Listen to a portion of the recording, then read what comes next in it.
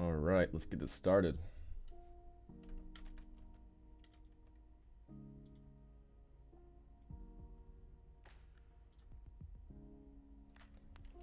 Okay, let's check get everything going.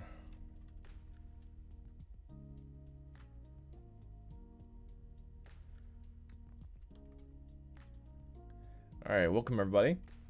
So this is the start of our 38th stream for Baka Bros Entertainment. Excuse me. Goodness. I'm modeling a blaster for our newest character talk. Let's see here. Goodness. All right. All right. I think we're good now. Okay. This is my cat Tofu. She's a sweetie, and she looks like she'll be hanging out with us today. All right. Well, so today I'm super happy to say that this morning we finally got monetized, and yeah, it's been maybe 2 years almost, maybe a year and a half, and ever since I've been doing more of the streaming bit of things, it seemed to have been much more sustainable and like just for time's sake and everything. Making a game and also editing a bunch of videos, which is not working for time's sake, and this has been way cooler. And just being able to interact with people has been a lot better for me. Just to be able to like have my focus be on the game rather than a bunch of like spending a whole day editing a video or something like that. I just really enjoy being able to chat with you guys anyway. So that being said, let's see. I will go ahead and start marking the stream, and let's get started here shortly. All right.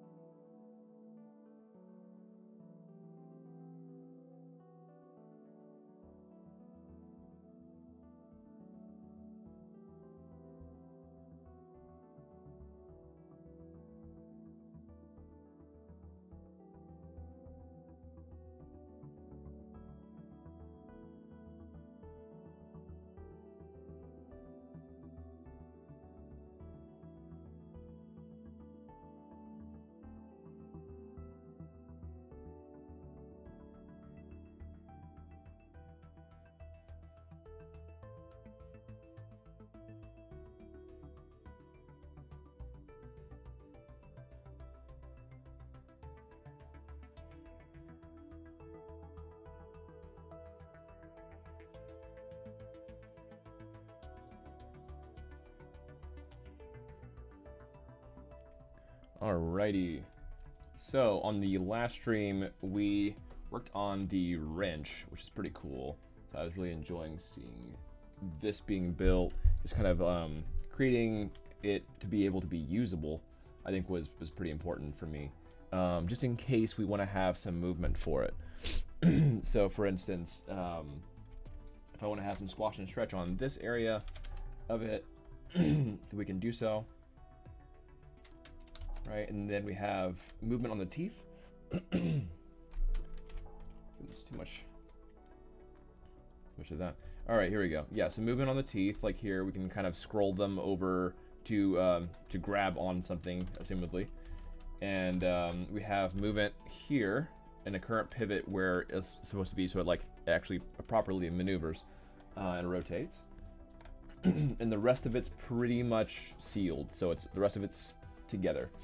I want to have proper name convention on this thing and actually group them as well. I think that's pretty important. So, I'm actually going to group the image with it for right now anyway. Let's go ahead and have this be wrench. I'll do like wrench ref, why not? I don't know what to call this. I'm gonna call this between.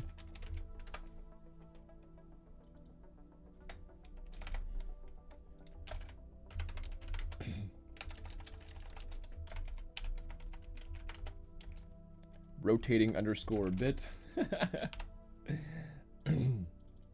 We'll call this large tooth. I don't know the actual names for some of these things, so I'm just kind of gauging as I go for right now. And the cool thing about the blockout of this is that I can use this as the actual low poly for a game, like for the game itself.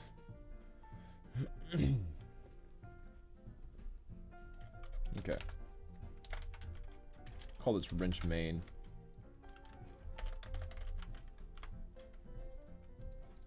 All right, and then if I grab it all with shift click, then I can do Control G for grouping. And just call this talk wrench. This would probably go in the low poly, but not yet. I want to kind of keep them all separate for right now anyway. Okay. I will actually be right back. I just want to grab some water, and then I think I'm having, my throat right now, so I'll be right back. See you in just a second.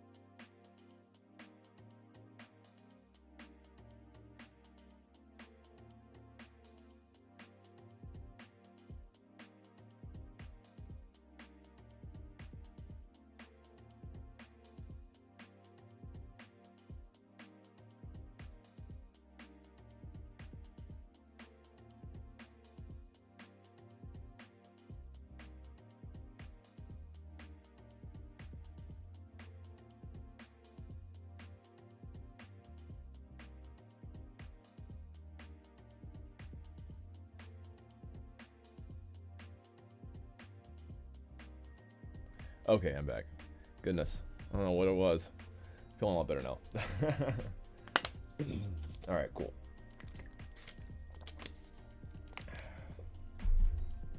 All right, so we have this in a group now. Let me bring up my whole character here.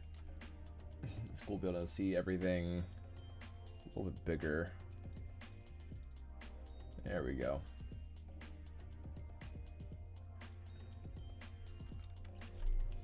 Awesome. Okay. So yeah, I'm going to be doing the blaster today, as said in the title. I just want to make sure that I would like to get all the props done by this week if I can. I think that would be a good milestone to hit. Yeah. So let's see here.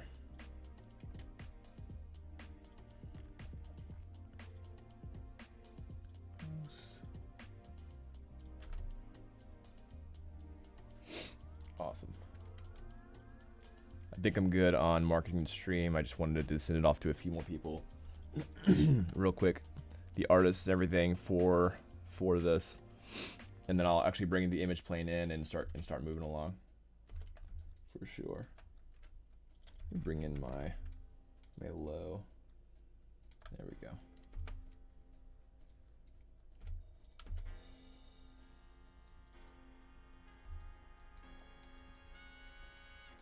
There we are. Yeah, I thought it actually turned out really good proportionally too. I think that actually worked pretty dang well. I'll have to adjust a few things most likely, but I think that's actually looking pretty solid. Okay.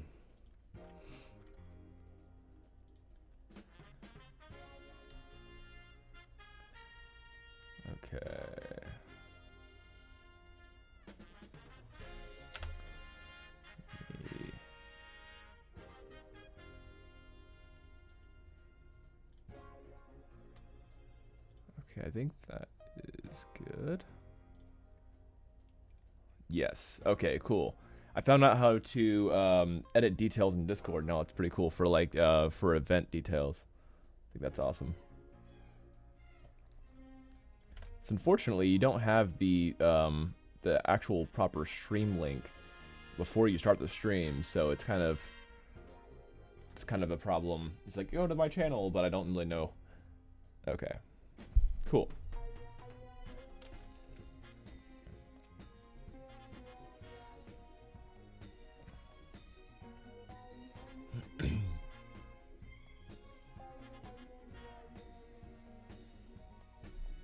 Awesome. All right, yeah. So I want to go ahead and get this going for the blaster. So kind of what I want to do. I'm gonna change the music a little bit too. I think this is a little bit too. There we go. I like a little more of the club vibe.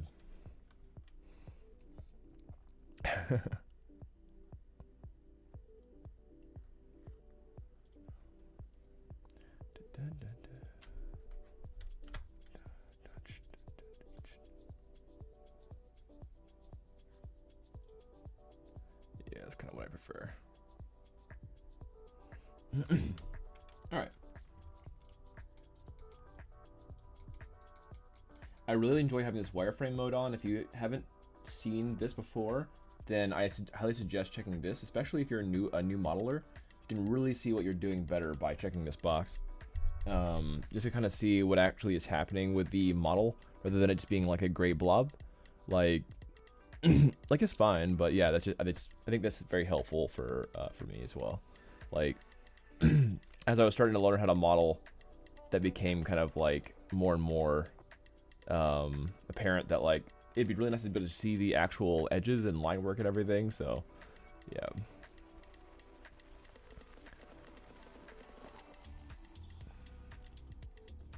Okay, I think I got my music where I want it to be. I just want to change my music a little bit. I think this is where I want it.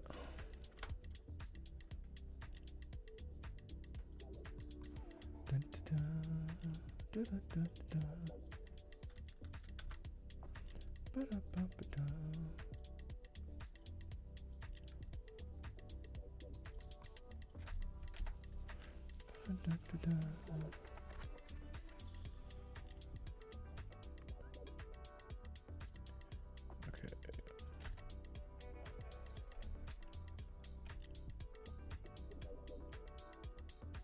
Cool. All right. I'm in a good spot.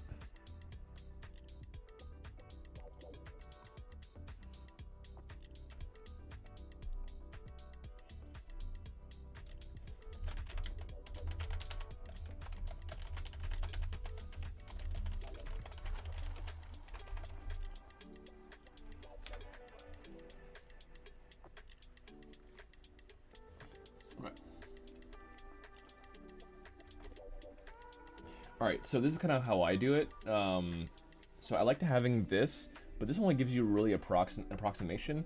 I really love being able to see a one-for-one from the actual concept art, which is a big reason why I wanted to pay for concept art, just so I can like really push the shape language the way that I think it, you know, to match a really kind of cute style. So I'm gonna try to use the concept art at its fullest, and just do a screenshot of the weapon here. So if I have this thing called Light Shot, I highly suggest getting it. It's free, I think. Yeah. So I have to save. So I'm gonna go ahead and just save to my desktop for right now. It's called Blaster. There we go.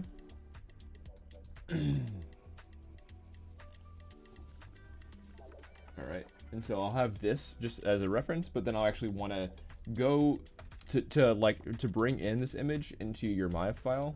I like to go for spacebar again on the flat view, and then go to View Image Plane. Whoops, didn't mean to pop it out. View Image Plane, Import Image. Then I can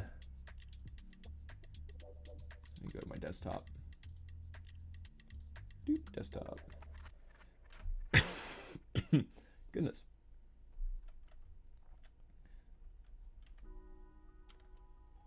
It's called a blaster, right? Yeah, it's called a blaster. Where you at? There you are. All right, blaster.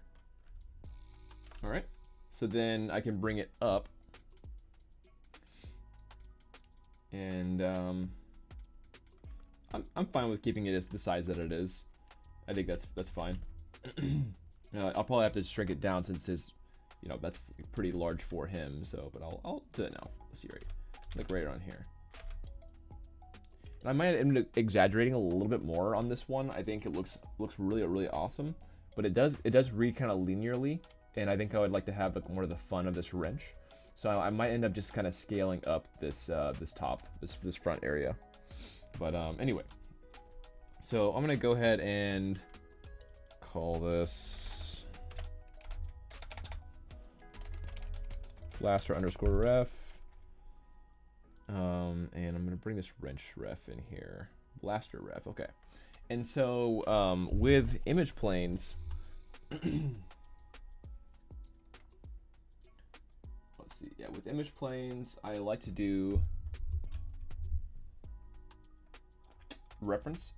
So basically over here on layers, I can go, and this is currently selected. Don't select anything else with this one. Currently selected. I'm actually gonna name this one. This is my last image plane for my wrench. I'm gonna call this just wrench. So this is my wrench ref basically, and then yeah, select this selected, and then create layer from selected here. Look a little bit higher up here so I'm not craning my neck. Okay.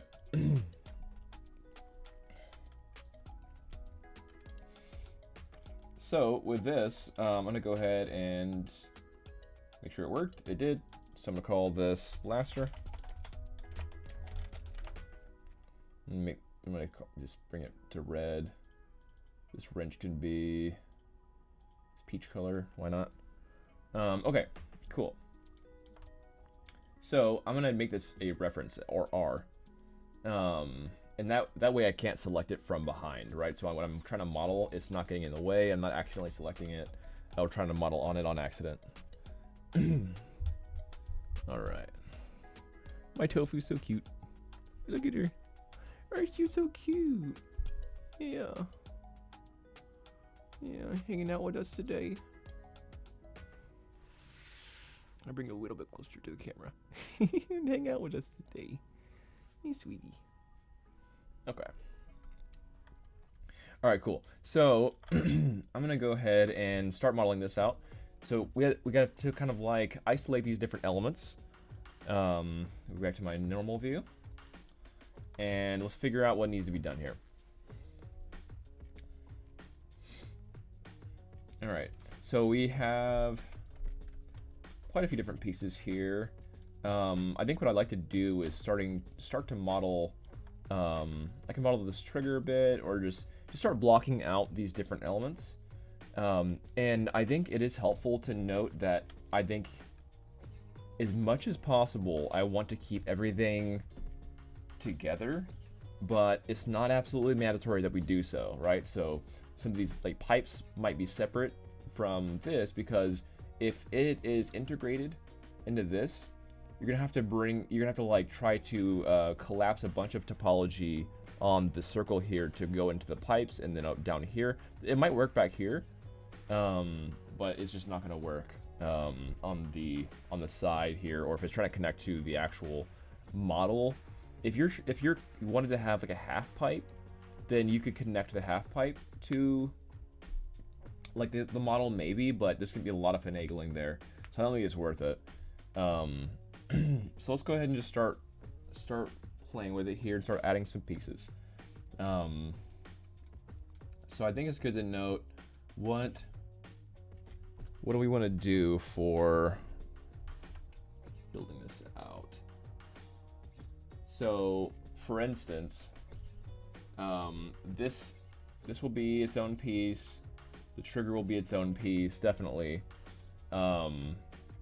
These round areas will likely be their own piece here. But then this main hull can probably be one, and this might be separate, but likely will be merged in from the bottom of this whole thing. And because this already has a cylindrical shape, these different little bits might be a part of the bottom without them having to be its own separate zones. All right, cool. That being said, let's go and start modeling this out.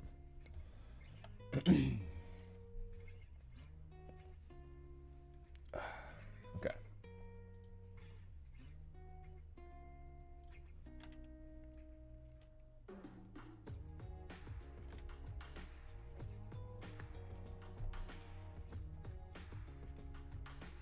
So I want to use my favorite tool.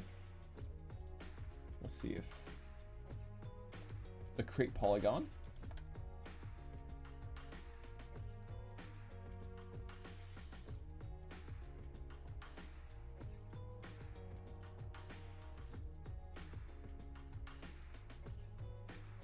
All right, so if this starts happening where things are getting in the way like this, you can just turn it into the X-ray mode like that. So kind of like, or like not X-ray mode, but wireframe mode, to get these out of the way, so you can kind of see what you're doing better. Because right here, it's starting to block like this, for instance. So to make things more accurate, I'm just going to do that for right now, and just kind of follow your line work here. I'm gonna go ahead and make that its own. I really love this shape. This is so fun. All right, and so now I can untick that, but it's not showing, luckily. So one way to kind of handle this better is if I go into verticing mode, I can see what's happening here better. And I can go and start multi-cutting this out. So this is the first step to make this happen. I think this is one of the better ways to do this. Okay. Good. I'm gonna bring this over to here and add a little bit more of some movement here. So like press W and I can kind of move it freely. That's one of the good things about being in this view as well, is being able to move cleanly and freely here.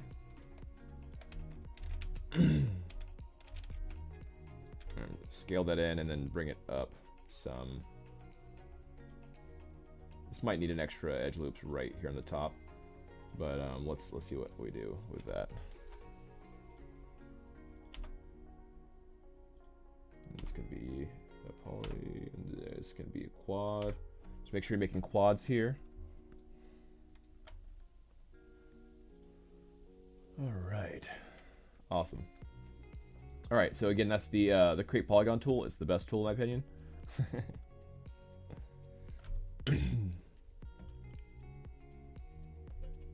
All right, cool. So let's see what we got here. So one thing I could do is if I go into the main, or like the more dynamic view, I can kind of see what's happening. I'm gonna do center pivot, and then I can kind of bring this out. I think it might be good for these gears to have a little bit of movement, like right, kind of more rounded and stuff like that. So them being more chunky and just stark looks fine, but I think they could do with a little bit more, even if it's just bringing in a triangle. So I'm gonna do that. I'm gonna go back to my isometric view, and then start doing that. I'm just gonna add these triangles here. See how I'm avoiding the bottom one here? I don't want to have double triangles here. It might be fine, but usually you'll have rendering pinching stuff happening, so I don't want that to be the case. So here I'm actually going to do this. I'm going to intentionally add this, and then I can kind of bring this up here. Let me go to vertex mode.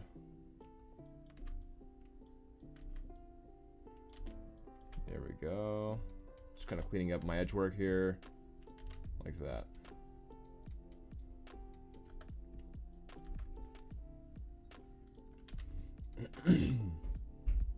All right, cool. I think that looks pretty good. Although I need to change this edge here. Actually, didn't mean to do that. So here we go.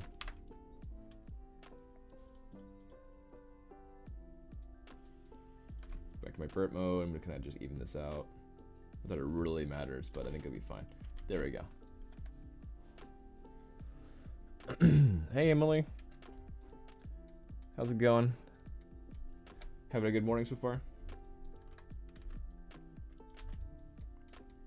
We're getting this blaster done today. At least the model part of it.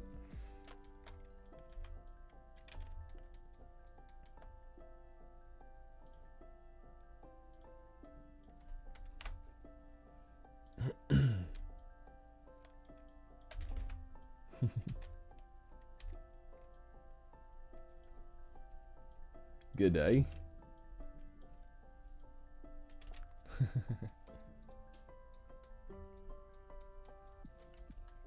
See, I'm gonna give this some love. All I'm doing is kind of rounding these out a little bit, just making them not hard boxes, basically.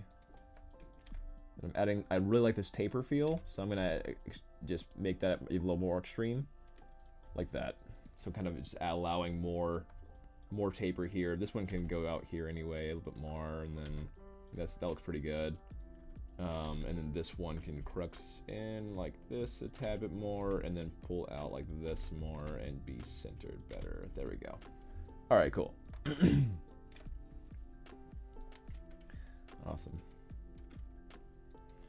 All right, I'm gonna go ahead and build out the trigger here as well. Let's see here. So it's a relatively easy one, right? Not really a lot going on.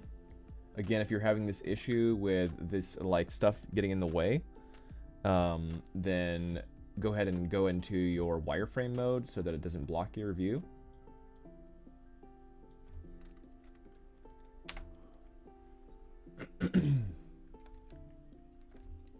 Oh, thank you. I'm doing great. The wrench looks sick. Translated to 3D really well. I'm excited to see the blaster next. Thank you, Emily. Appreciate that. Yeah, I'm really trying to stay true to the concepts here, like the best I can anyway. Like I feel like that's just so important. Like if you're not gonna keep the concept, what's the point of having a awesome concept artist work on stuff? But yeah, yeah, totally. Thank you. A tiger outfit for sure. Yeah, we officially got monetized this morning. Yes. So I had I would want to celebrate with my onesie. So this is my celebration onesie for being monetized this morning. Like after maybe a year and a half of making content. We finally got monetized today. Super excited about it. I don't know. I think it'd be nice to be able to make this more sustainable. It's where like I wouldn't have to do as much freelance to pull this off or to make it work. So I think that'll be awesome to be able to work on the game more full time. Yeah, celebration onesie.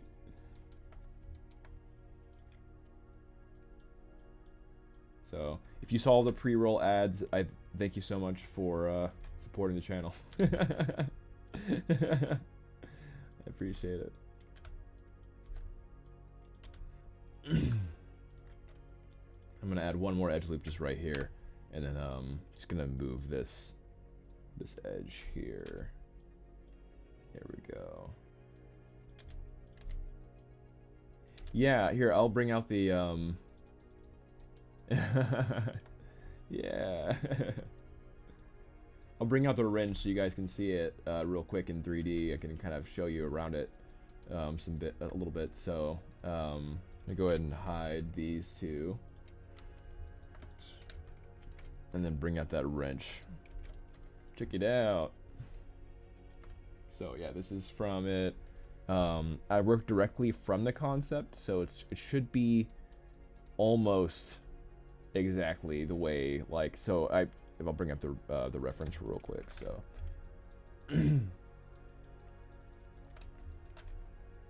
so yeah, there we go. A near one-to-one. I exaggerated a little bit down here, but other than that, it's pretty on the nose.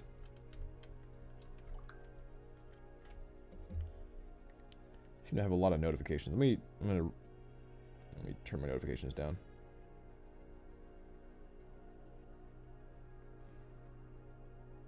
There we go. Oh, I'm in an all chat, that's why. Okay. Alright, cool. I'm gonna hide that now and get back on it. So I'm gonna make this visible again. Alright, cool. So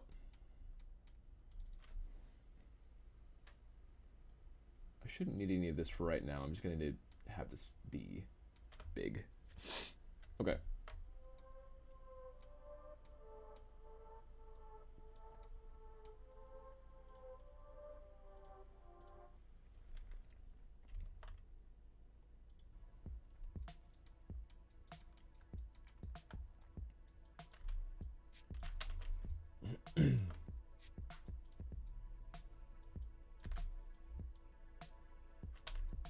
All right, cool. So these are two separate pieces that we were talking about before, and we just need to start blocking out the rest of this. So these, the cylinder bit here, I'll do after I make the other areas. So this is like cylindrical, but it's also very, you know, not typical, right? It's very blocky, it's very stylized. So I want it to reflect that as best as possible. But I think just to get more out here, I'm going to go ahead and start with a cylinder and work for. So I'm going to J-snap straight. Here we go, like this. And I really like working with with 16. Let's see here. Let me see here. Going down to here, 16. Yeah, 16 is like the better way to go. If you're going very low poly with a cylinder, you could go 12 or 8. 8 being what I think would be the least, and that's super, super low, right? So if I'm building this main part of the gun, I'm just trying to figure out how high or low poly I want it to be. And I just really feel like, 16 is a winner for the talk gun because it's such a dominant prop with him, right? And he'll have it in his hand like pretty often and be using it. And if he's too low poly, it'll look kind of weird. So imagine this kind of being like, in a way, the Splatoon guns, right? The Splatoon guns don't have a lot of choppiness. And of course this is a cinematic view, but yeah, like right here, it's pretty dang round. This might also be cinematic, but I'm not sure. And let's see here. Yeah, there's no like obvious blocky bits for it, basically. And I wanted that to be the case here too. So yeah, let's go ahead and keep that not too low, and I'll show you how to do it. So.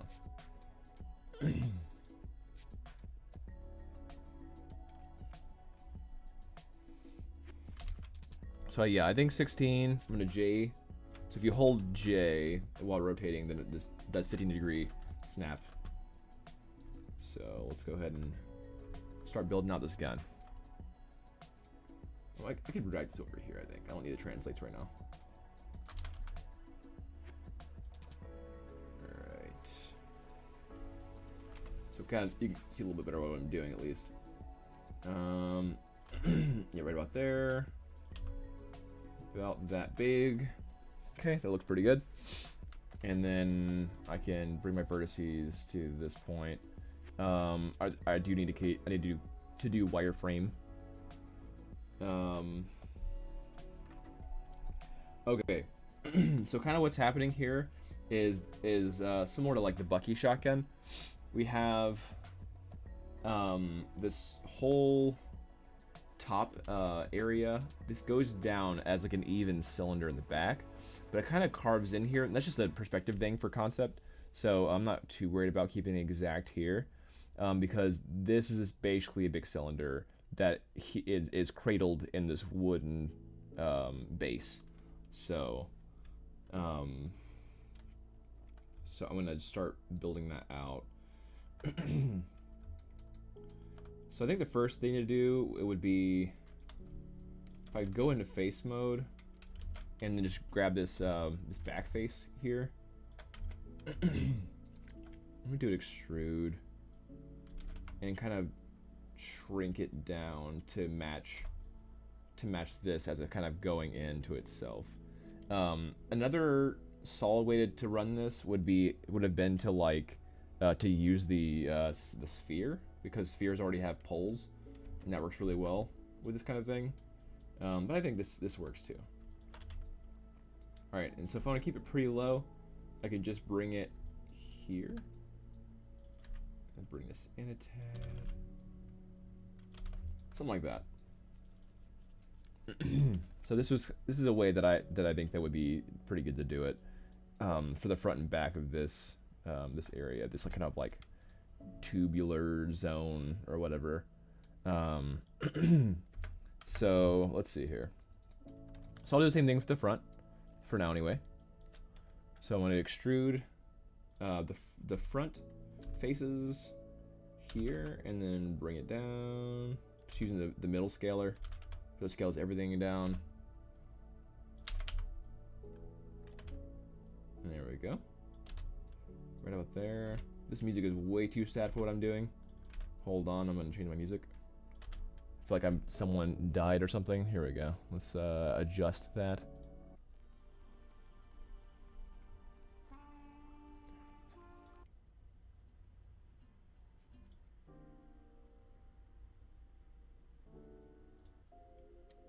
Here we go. This should do it.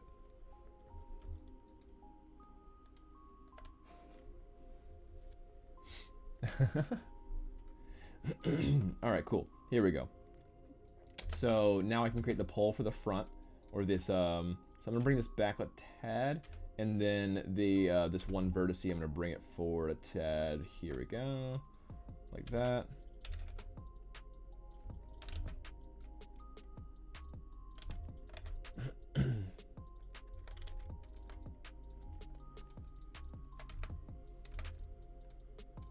Okay, that was pretty good.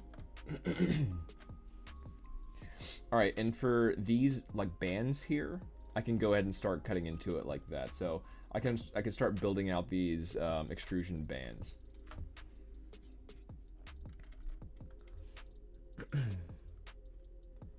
Let's see.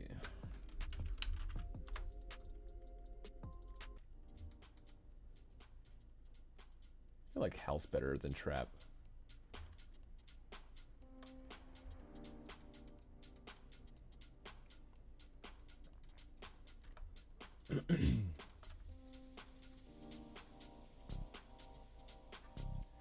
All right. so I'm gonna start building these bands out.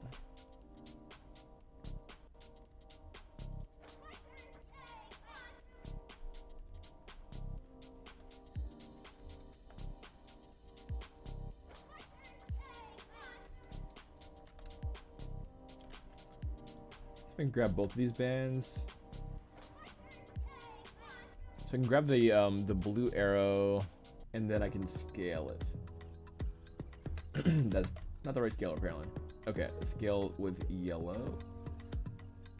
No, red. Yeah, red. Okay, there we go. Cool. Let me bring it down a tad bit. Yeah, extrusion tools are awesome in my.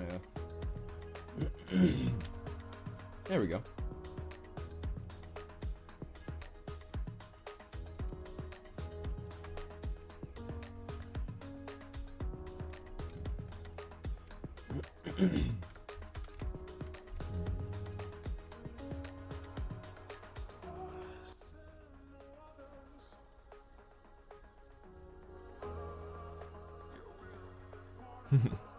Okay.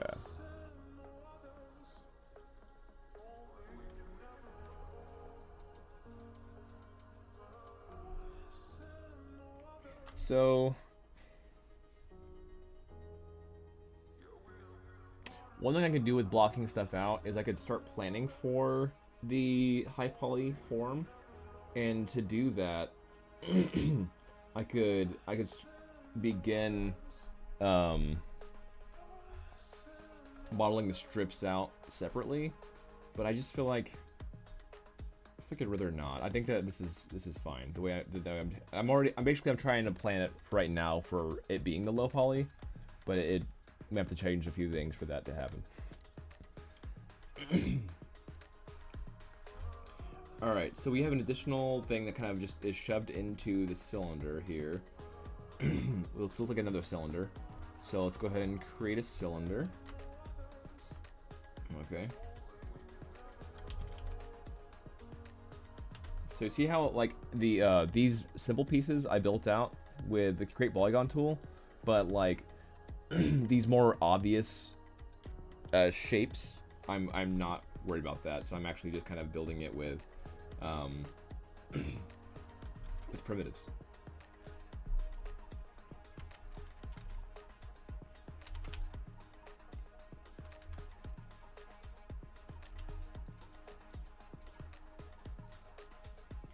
Alright, and remember my rule of thumb for, if you've been in the stream before, then I like to have things stylized.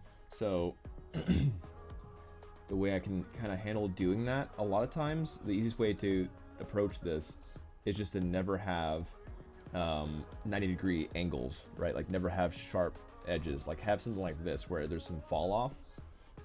So I'm gonna go here, I need to change this back to 16, down to 16 anyway. Okay, and then oops, that's not what I'm trying to do.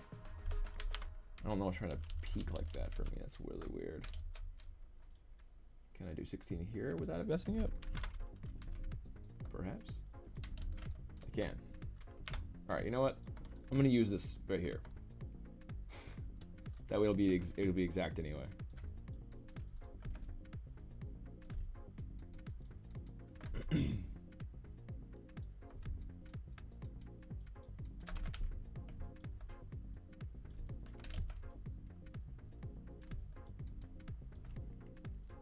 I'm gonna extrude. I like the isometric view. And that extrusion, I'm gonna go ahead and scale it down a tad, like that. I'm gonna grab this edge and scale it up a tad, like this. Maybe not that extreme.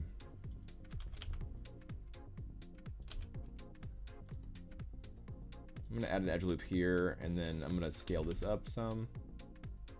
So it has that still kind of that rounded feel to it. All right, cool. We're getting some progress in here. Fantastic. All right, I'm gonna extrude this, and I'm gonna scale it in immediately. And then we're now at this the silver cylinder part right here. I'm gonna go ahead and extrude again. There we go. I feel like this is a little bit extreme, so I'm going to bring it back a tad and scale it up. Let's bring this forward. There we go. Keeping everything nice and stylized, keeping everything not 90. So that's nice and soft transitions here. This one might be a bit extreme, so I'm actually going to pull that back. It still needs to be an obvious like change, like plane change and everything, but I don't want it to be like a slope, like an obvious ramp. So just something like that where it's more subtle. Cool.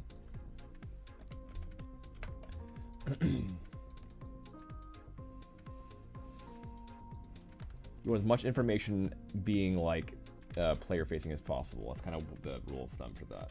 So, all right, so this has kind of like this hitch part right here. So this actually needs to be a different section, I think. So I'm gonna go ahead and delete these faces on the end and start building out whatever this is. So in this case, I'm gonna bring a new cylinder in.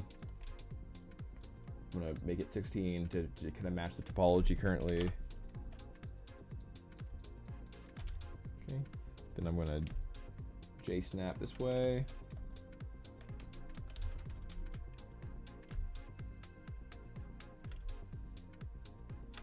There we go. All right, cool.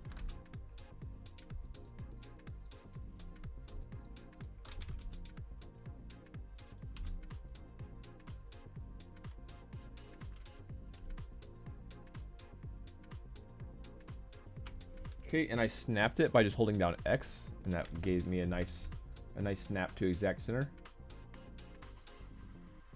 It should be pretty exact center. Let's make sure. Okay, it's currently above. So I'm going to V snap. There we go. So now it's exact center from this coordinates. X is snapping to grid and V is snapping to vertice. Awesome. I'm gonna bring this over here.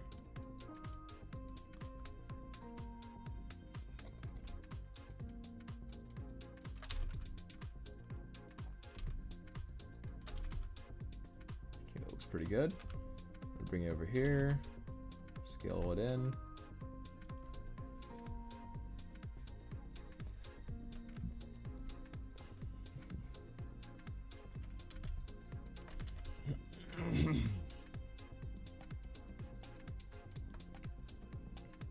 All right, so we have another plane change.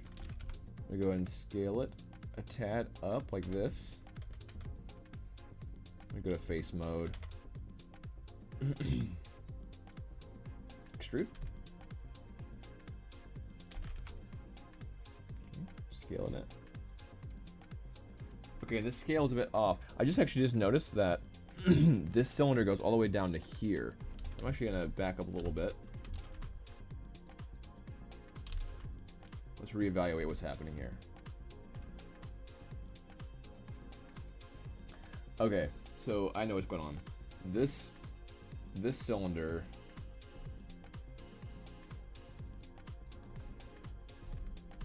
let's see. Okay, that's correct. Okay. So yeah, the new cylinder is just going to be further down than what I expected. So I'm going to scale it up.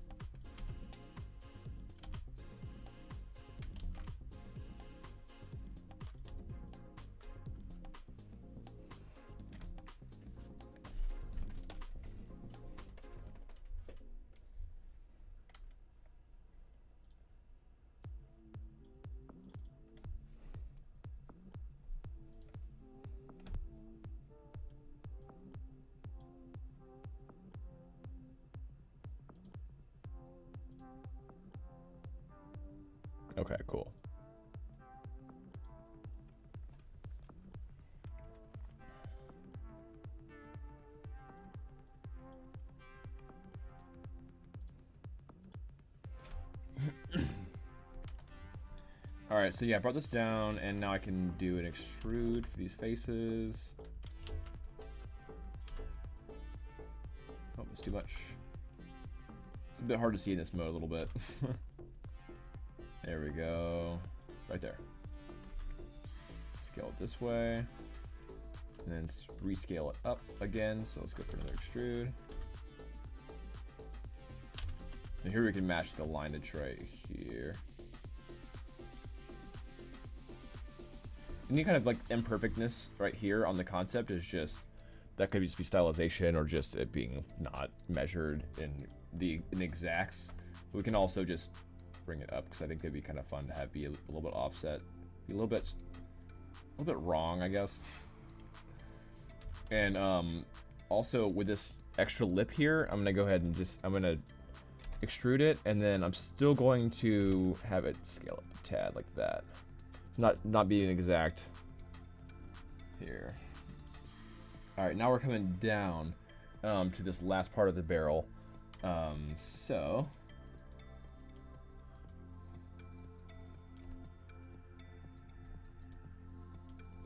I'm gonna go ahead and extrude here, bring it in. See what I'm doing here. Okay, that's too much. Right around there.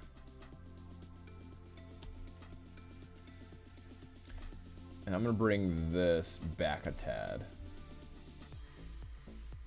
Just a hair. There we go.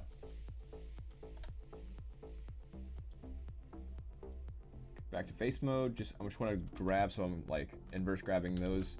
And so nothing 90 degrees. So that's why I'm not doing it like this. I'm bringing it out a tad bit. Just a little bit. All right, and then extruding. Okay, this is gonna go in, I think. That looks better. And then we'll have the adverse. So let's see here. Yeah, we're having the opposite happen here. Yeah, we're gonna be almost done with this block out pretty quickly.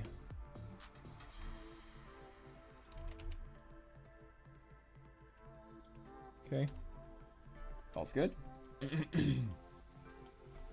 think that this can be not that obvious of a taper.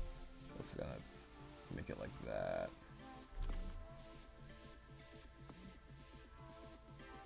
There we go. That looks healthy. All right, cool. All right, we have a vacuum.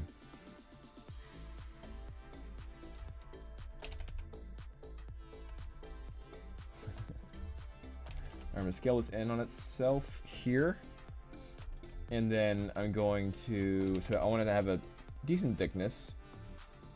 And then still not have it be an exact 90. Right, and then we'll bring it in.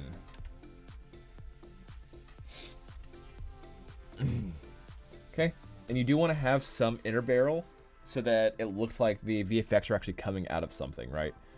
Even if it's small and subtle, I like to have it be somewhat in here.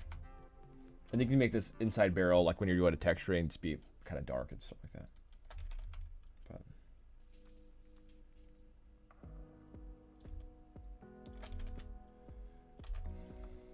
But I'll keep it here for now. Just not too deep in there.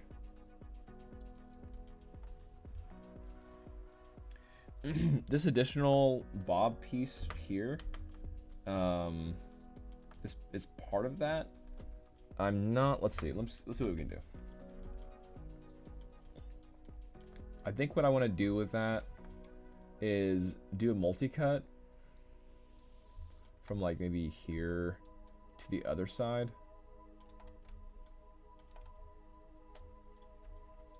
Yeah, something like that, and then just have an extrude from these faces.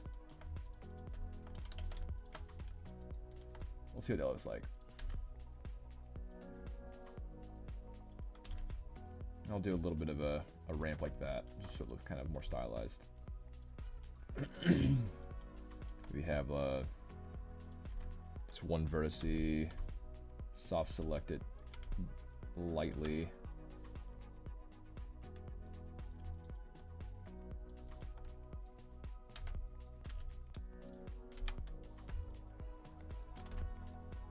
bring this.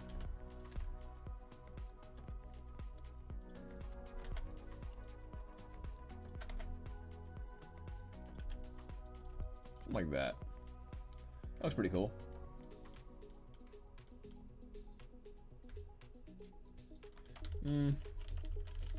I'll keep it closer to the traditional. I think that I don't want to pull away from too far away from what it's supposed to be, so I'm just gonna ramp it like that.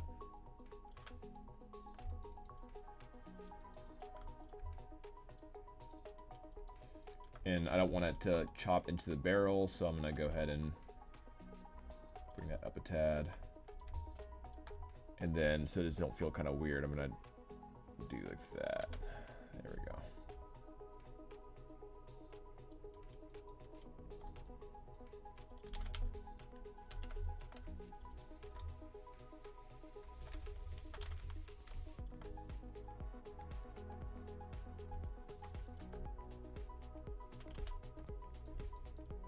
There we go. I like that.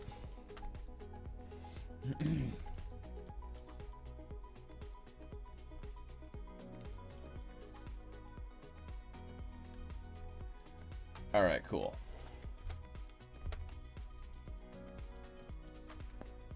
So let's do something similar for this this bottom wood part. Let's see, what all do we have going on here? We have this top cylinder. I can go ahead and handle that now pretty quickly.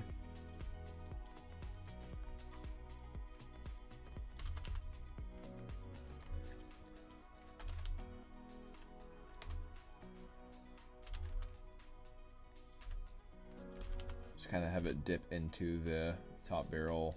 Let's see how that looks. Okay, yeah, you don't want this overhang, so I'm gonna be a little bit more.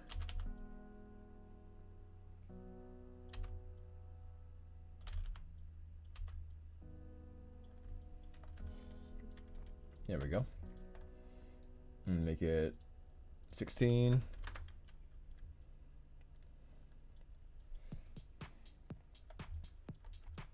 Oh boy. So I guess when you scale stuff, it just doesn't know what to do with it. So I'm gonna have it 16 here. There we go. All right. I don't know what the heck why that happens, but sometimes it just doesn't want to, I guess.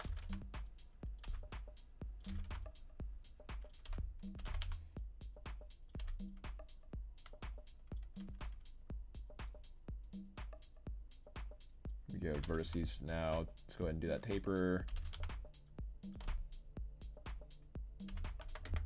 See how it looks in 3D.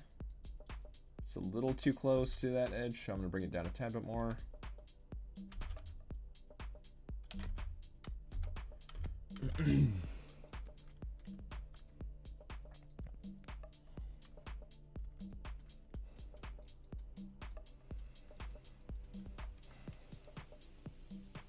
Okay, so grab these faces, extrude.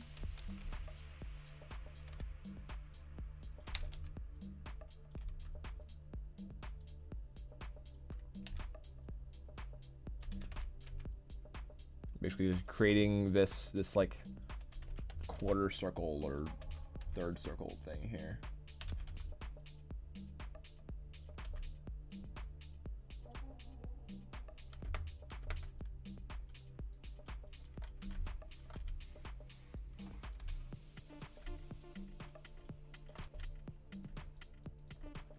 I don't like doing poles a lot. I think they look a little bit tacky. Just having a lot of triangles together like that, I think it adds some weird pinching sometimes. Let's see how it looks when I soften it. And turn this off. I think it looks fine for now. I think that looks okay. So, I'll keep it.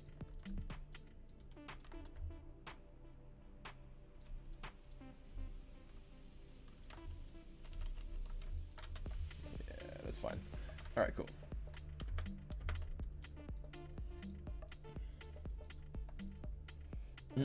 Alright, and I can tell that this is similar to this. But I think on this, well, yeah, I think for right now, I'll go ahead and duplicate this and have it for this front too. So I'm gonna go ahead and JSnap. Okay. Also, I want to get rid of these back faces. No point in having these back faces. So go ahead and get rid of them on here too.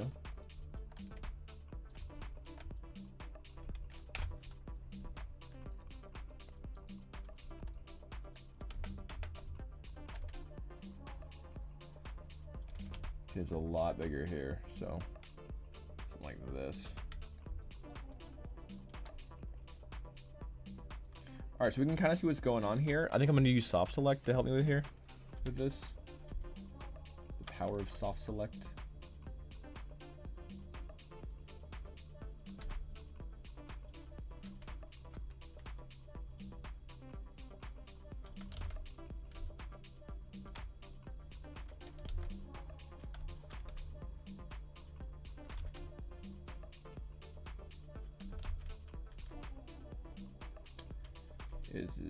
It is a powerful,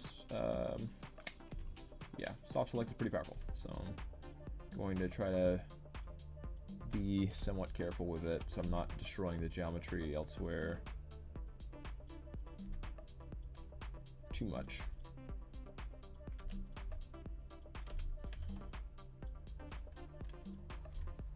If it grabs too much on the edge, then it'll look bad, so go on, have tweaking.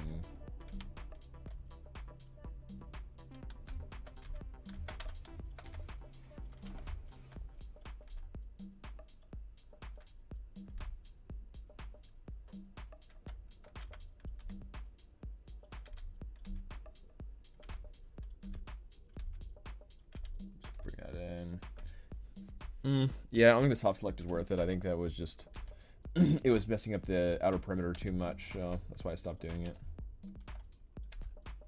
I think it's cool, especially for organic stuff.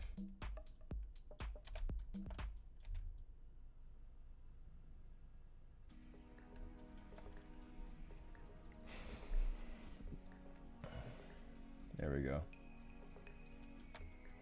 Alright, and then for these outer edges, maybe something like this.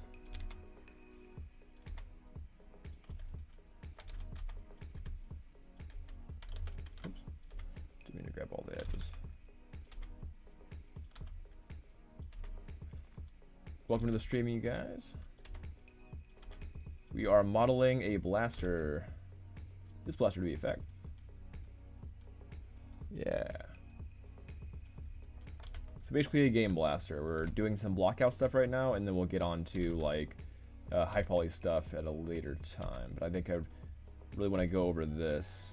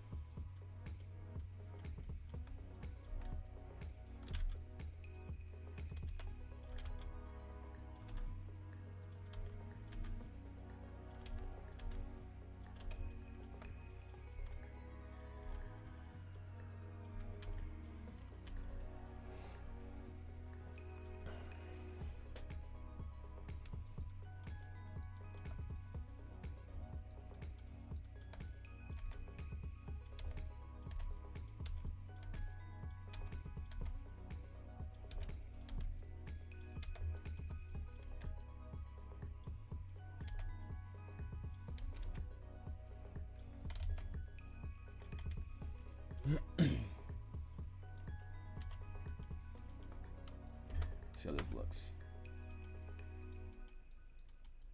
Okay, definitely too far away. And also kind of like it misses the middle point here, but there's more going on down here that will be covering some of this. I'm gonna go ahead and hide this stuff for right now. I just want to see a little more clearly what's happening here. So you have this wood grain, kind of like, I don't know, kind of like a, it's the handle. So we have like this metal things, and we have this wood grain here. So this one will be more flat, and that leads into the handle itself.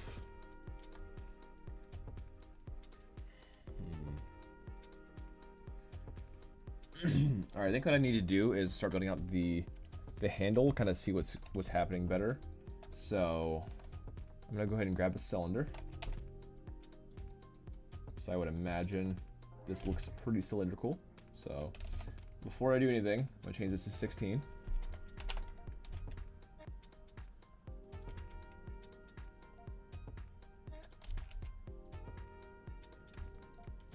And then I'm also going to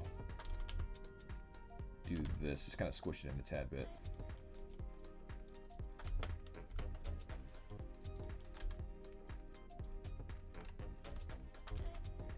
I guess this doesn't have to be an exact cylinder, right? This can be a little more squish for this handle to feel more correct. So I can start building out from right here. When it comes to small pieces too, we can reduce some of the topology when we're done with all this. We're just trying to get the main shape all tucked away for right now.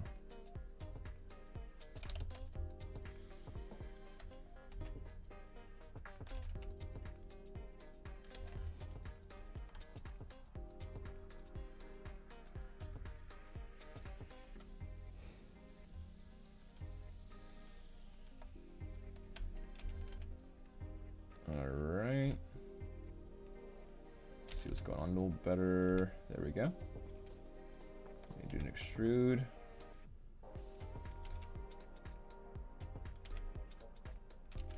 Scale it up.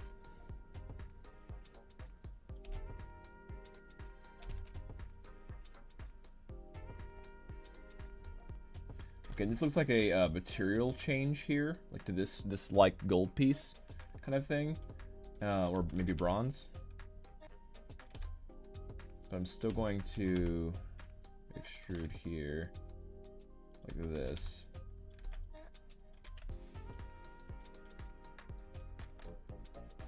You know, actually, I'm gonna add those details later. I'm gonna add this whole bronze details later on just an extrude. I'm gonna extrude different parts and just cut into it. So for right now, I'm just go ahead and just start building out this handle. Just for right now. And we'll get to that.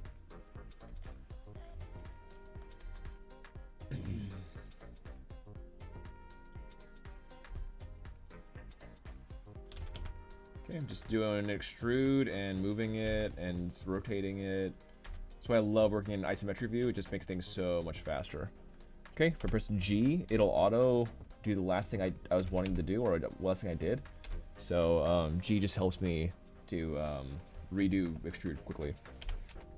So press G and then move things around and then scale and then rotate them and scale them. So it kind of gets a little bit skinnier as it kind of come up here. G again. Last hotkey I pressed, and this kind of goes into this. So yeah, it kind of ends right there. Kind of flows into this area. And I think that's where I'm going to start building out this section as well. Yeah, we need to kind of see what's going on here. So we now have the handle blocked out. This leads into this. We have it's basically a nice glorified hand vacuum, sci-fi kind of hand vacuum. If I extrude now, I can probably just do this, but it's going to be wrong. So like something like that. Let's scale up a tad bit here.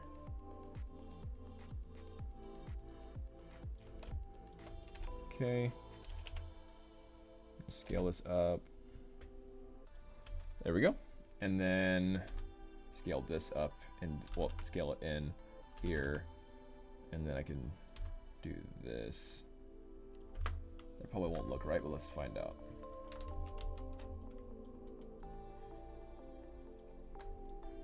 Okay, so this needs to be bigger than these pieces. So actually it needs to be pretty dang wide to fulfill that. Or this could be an additional piece that's not really attached to this. And secondly, it could just be scaled out. So I could think about it like this, where it's doing a bit more than it looks like it's doing. Also proportionally, I probably need to adjust this. Rather than it being like a true cylinder anymore, I think that it might just be a skinnier cylinder, like this, maybe. The main thing we need to figure out is layering, right? Like, so this is quite wide to fit everything else in it. So unless this is squished in like that, which I don't think it is, we need to figure out why this is in the forefront. So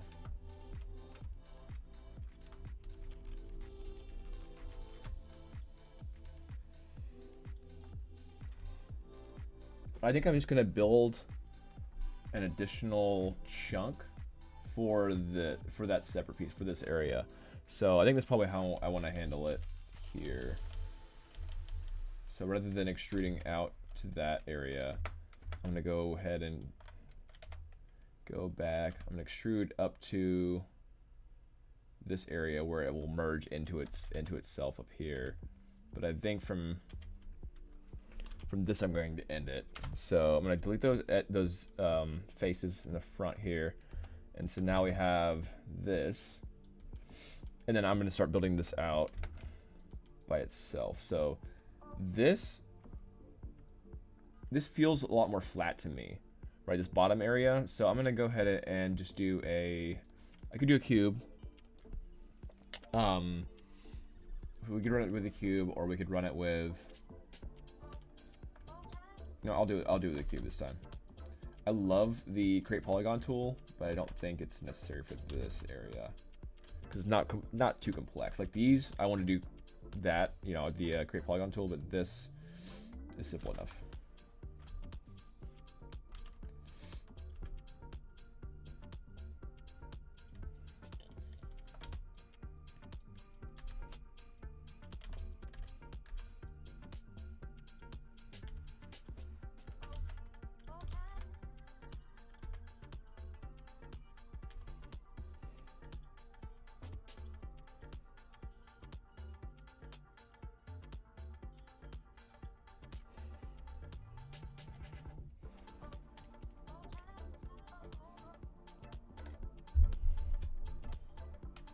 Okay.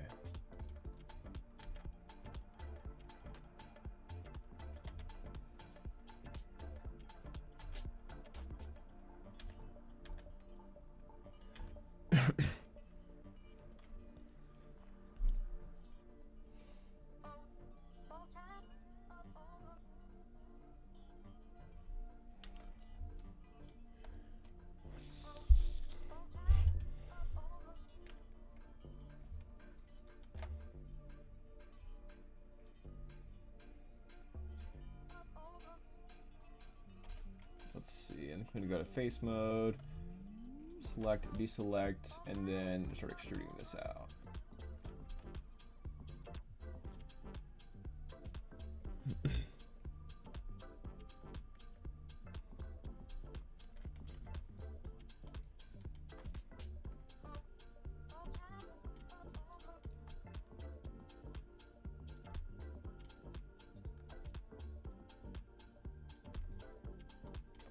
I'll bring it up to there for now.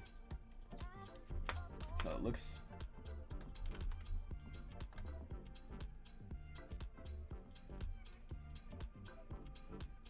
Yeah, it's the way it feels to me. I feel like this is how it would be.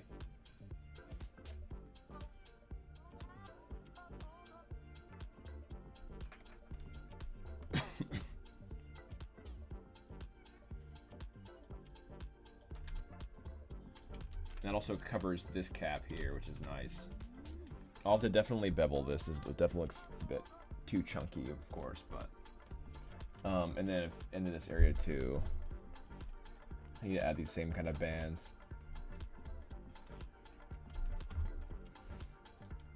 So yeah, I like that. I think that looks pretty cool. So let's see here. How do I want to handle this area.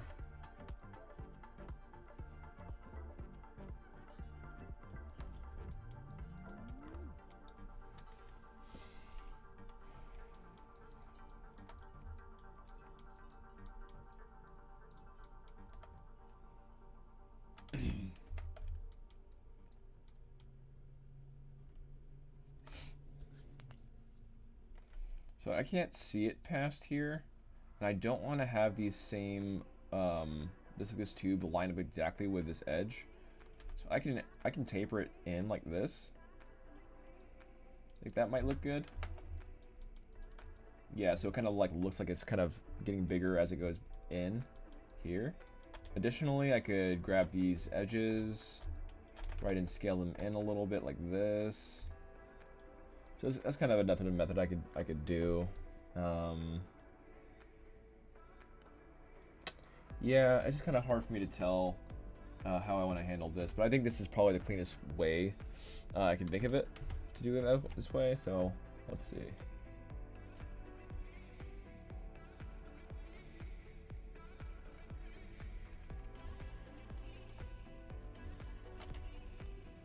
Let's see here.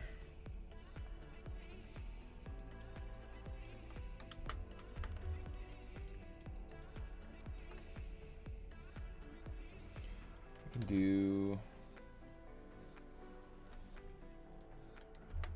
I'm gonna early bevel.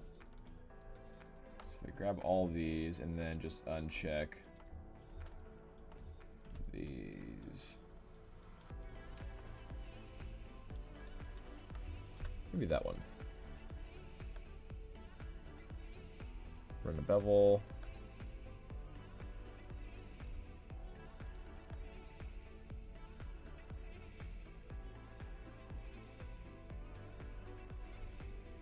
Point 1 looks pretty good. Let's see what point 2 looks like.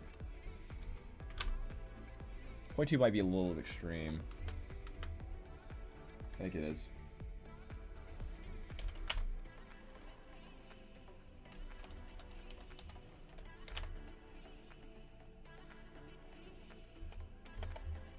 Yeah, I think that looks pretty dang clean. All right, cool.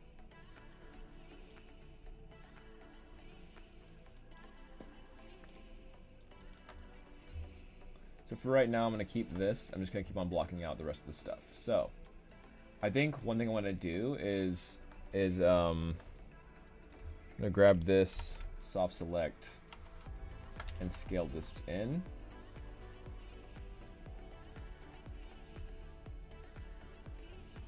Yeah.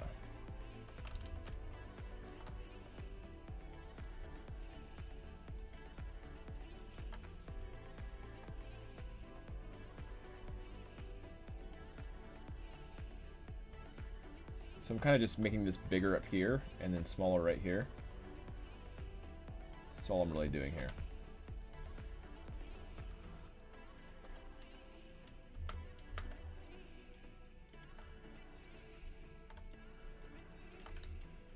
Okay, I'm gonna save. Definitely save.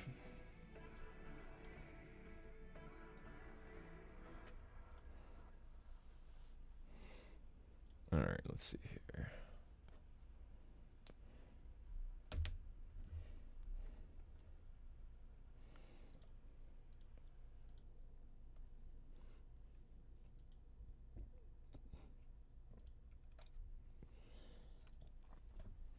Make sure everything's running still just fine.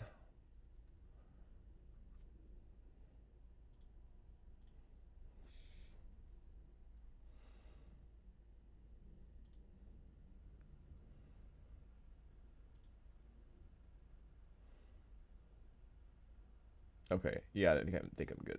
Okay, yes, I am. All right. We have all audio going. Just wanted to have the new music. There we go. Cool.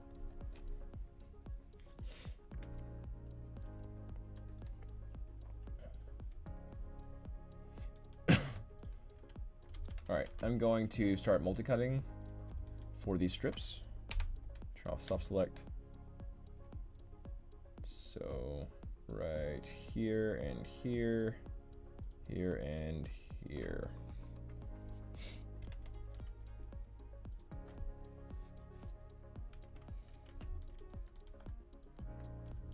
Then if I grab these, run my extrude.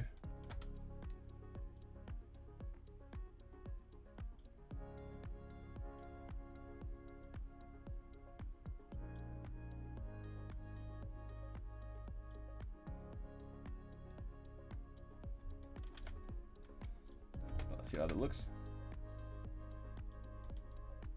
That was pretty good. I like that. I'm glad I did the bevels first so that it kind of had that nice clean bevel when they had the additional strips. It looks pretty dang solid.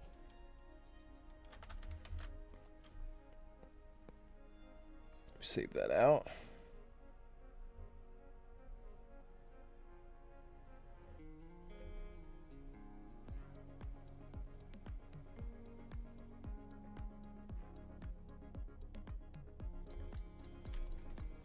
This feels a little like country music that I care for.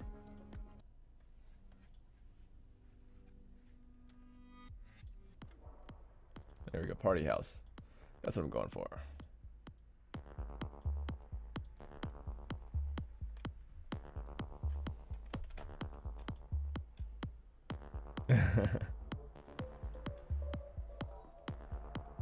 Dang, we are almost done with this block out. I'm super happy with this. We have this back piece, this right here. I can run that as separate. Oh, I think I'm just gonna have it be part of this. Oh shoot, that actually bumps.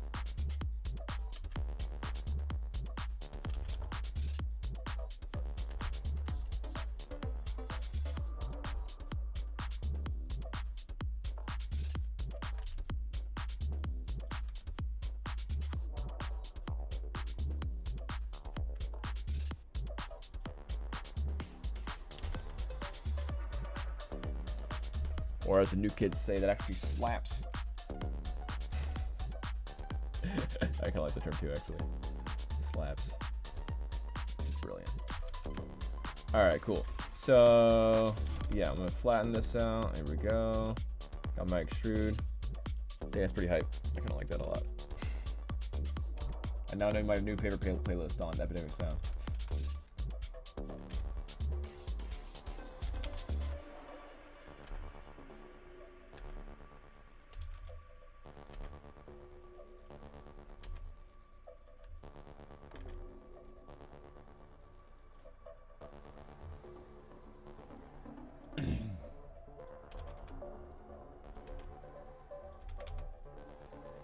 So here's where we kind of start getting into some iffy territory as far as how we want to model this.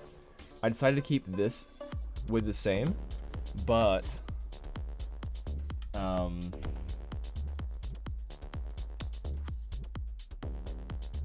one thing about this area is that I could start extruding and keep this pipe going around the gun, but that's going to create a ton of baking errors. So I actually don't want to do that. So yeah, if this pipe was the same as this, I'd have to bake it together, and then you'd have a ton of baking errors all around this stuff, and it would look awful. Yeah, just no bueno. So instead, I can actually just do this. From these end faces on the back, maybe a little bit too loud. There we go. So instead of extruding this time, I'm going to actually do this, like a face duplicate. Then I go to object mode and just grab that new thing. So basically, yeah, it just duplicated those end cap faces.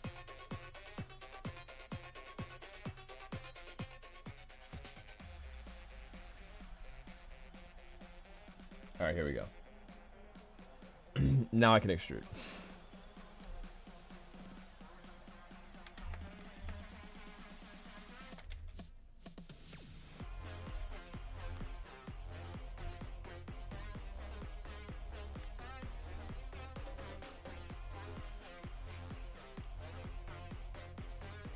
A good way to run these sometimes can be using splines. I think splines are pretty cool, but I don't know. Let's see how a spline would do actually. Let's see if I can run a spline. So if I'm gonna save real quick. Create.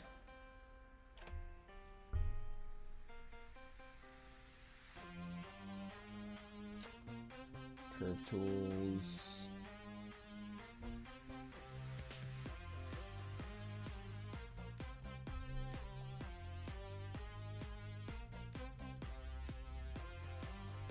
Add multiple curves here, to here, to here, to here, and go straight out here. All right, let's see what this does. So if I grab these two, if I extrude along it, I think that's kind of how.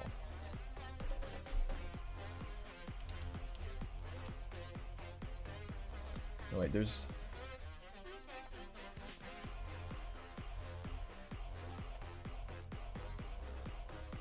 Oh, maybe it's because it's a part of the group. If I don't do that.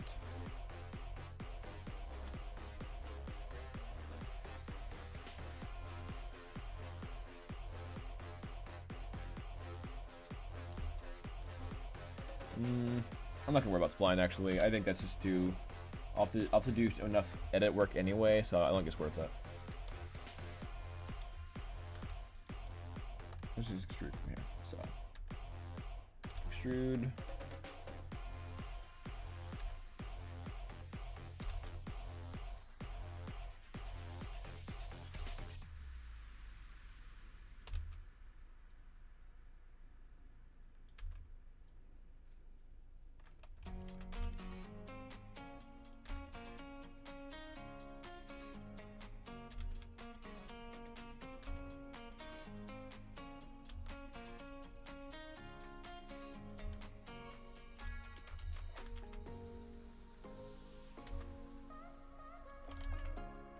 I'm gonna add bevels to these too, so yeah, it'll actually look a little bit better from this. I'm gonna grab all these, deselect these only, and extrude.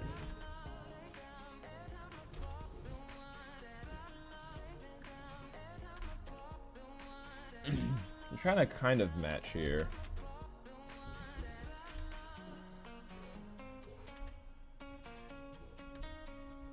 I'm gonna extrude up. Perfect, actually, that worked nicely. Okay. Extrude again.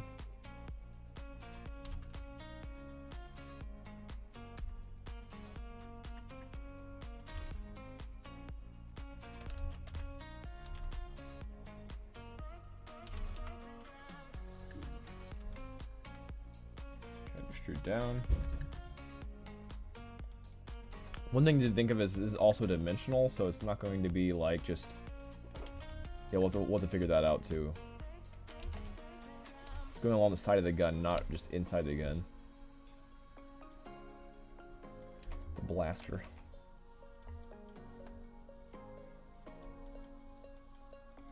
Okay. To at least here. I'll flatten it, and then I'll delete the faces. Okay, let's see what we got.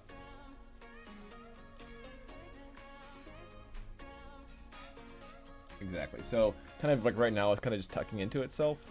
Gotta like bring it to the side, so.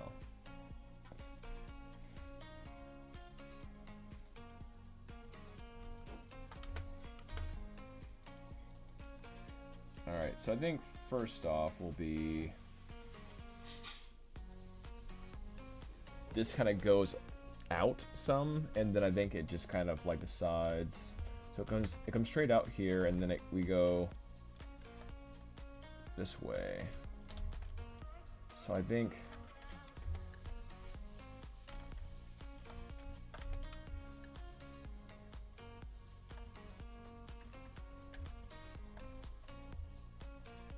I'm gonna grab these chunks.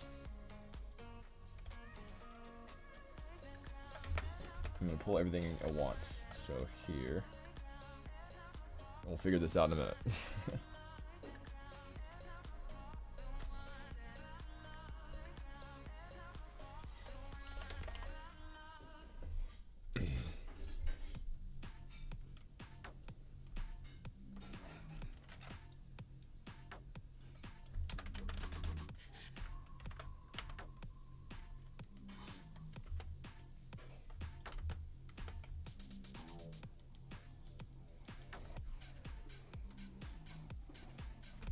Alright, so I think this doesn't go so far because there's this additional extrusion. So I think I actually might be able to work around this bobble here. Let's see here. So I think what I'm saying is like this edge can go not so far away, like here. And then like as we're coming to this area, then it goes out like that. I think that was probably how it's ran.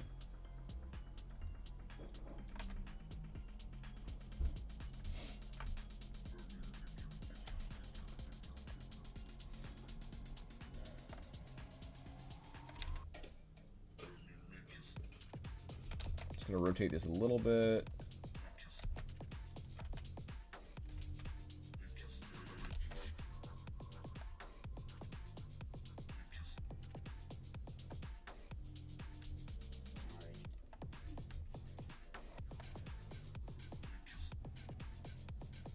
Make sure that none of it's like cinched, right? Like similar to a water hose, you don't want it to be like struggling, kind of like I was doing here a little bit. So I'm gonna keep that fun hard edges happening with, let's see. So I think the main thing I need to do right here is just bevel. So I'm gonna go ahead and bevel this. Let's go for a nice,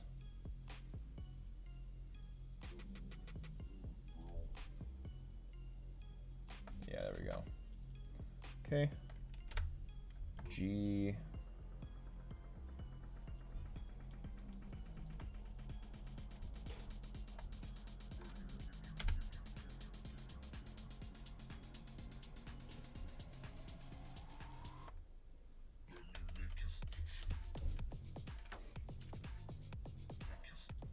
I think 0.01 is good because it keeps this general hard shape for the most part.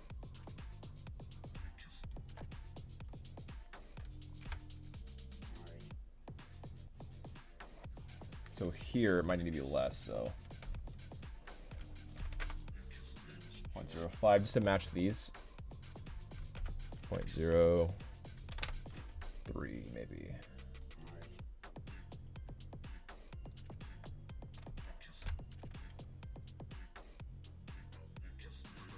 It's really hard to scroll with that. I'll try 0.05 looks pretty good.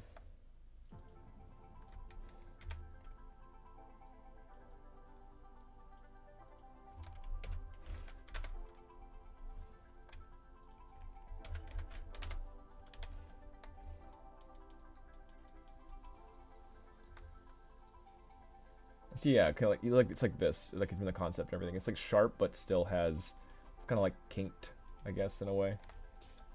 I can still grab this by grabbing kind of like two at once. If that makes sense. I can grab the loop by grabbing two at once. It's like here and then here with shift.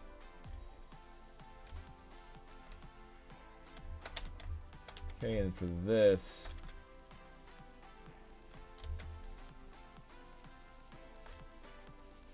let's give a little bit that width back a tad bit. There we go.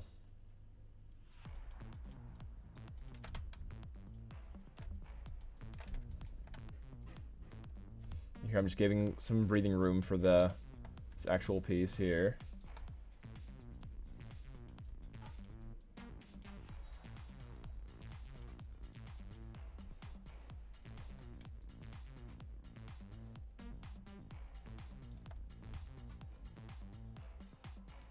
Here it looks like it's clipping through, but we may not want that. Let's see here.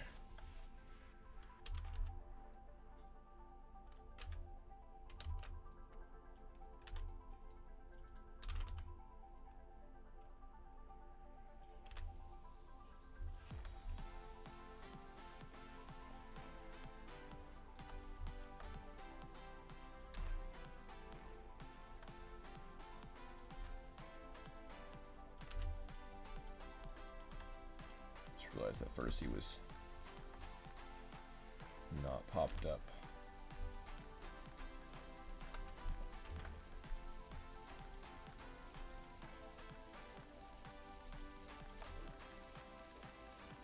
We're going face mode.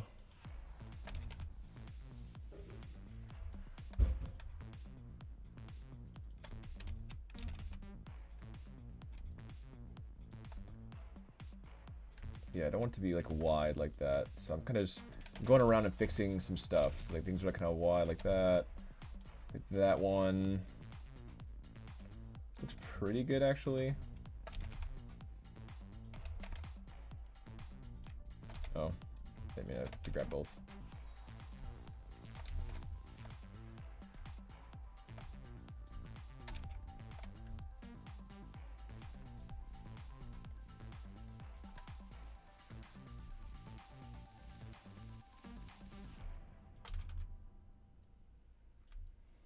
So I might scale in a little bit here.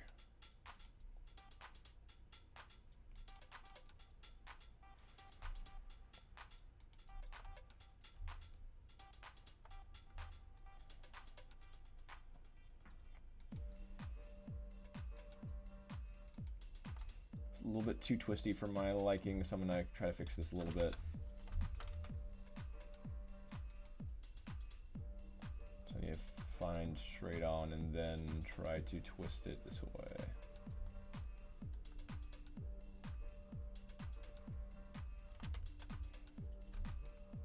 It's where it kind of gets a little bit complicated. I'm just doing some like cleanup work here, basically.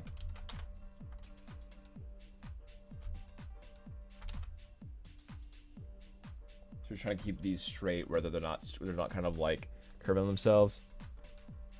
Check my professor. What's up, man?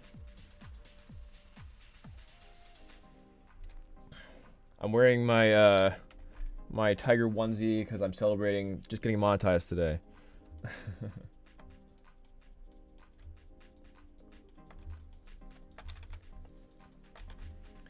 Pat and I have been doing a lot of streaming lately, and it's been awesome.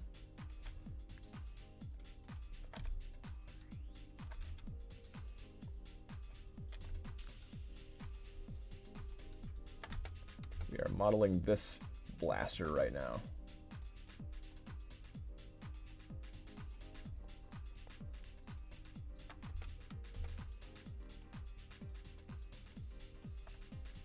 How you doing?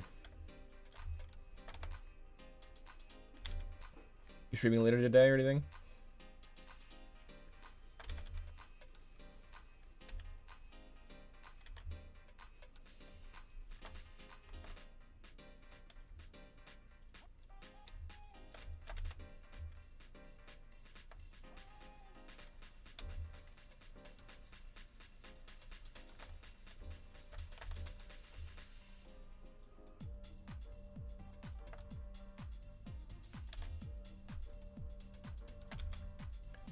This needs to be turned a tad bit, not too much. There we go. Hey.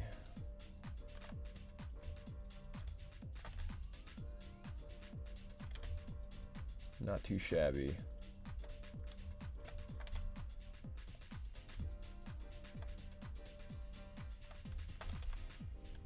Yeah, out of necessity, I think I'm gonna bring this out a little bit. Again, I'm trying to stay to the concept as much as I can, but I think it just feels too, I don't want to cinch toes, you know?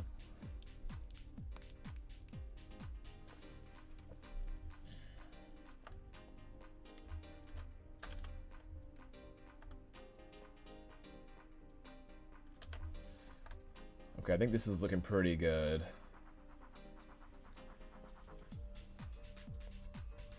I have this tucked a little bit closer.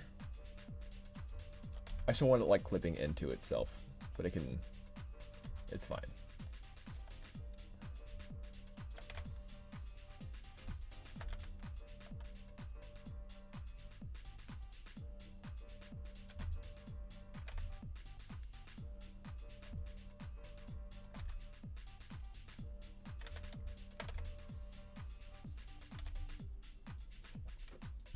All right. Let's see how that looks. Okay, we're definitely taking some artist agency over here. Artistic agency. So I think this wants me to be further out, but I feel like this makes a little bit more sense. Let's give this a shot. So this is kind of what I'm thinking that it wants me to do. Is where it's more down here. You know, that was fun. That was good actually. I like this. I think this was keeping it closer to the original. I think that looks fine.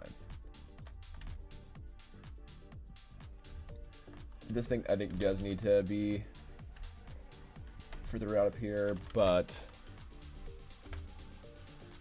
yeah.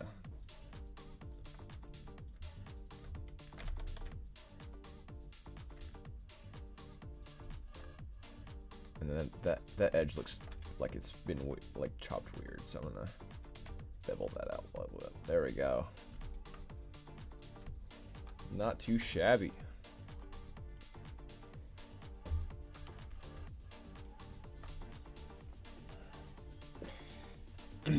All right, y'all. 15-minute warning. I'm gonna try to wrap this up and finish this in the next 15 minutes, and then I'm gonna head to lunch.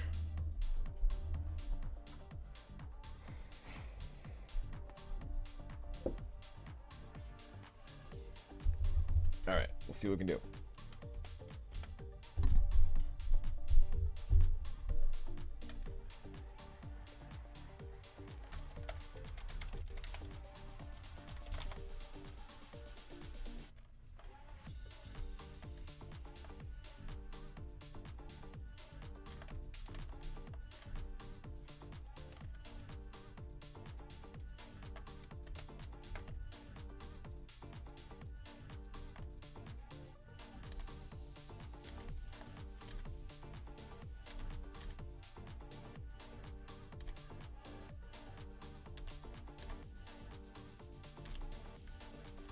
We need to make sure that his actual finger can fit in here as well. You center pivot this. I'm gonna extrude.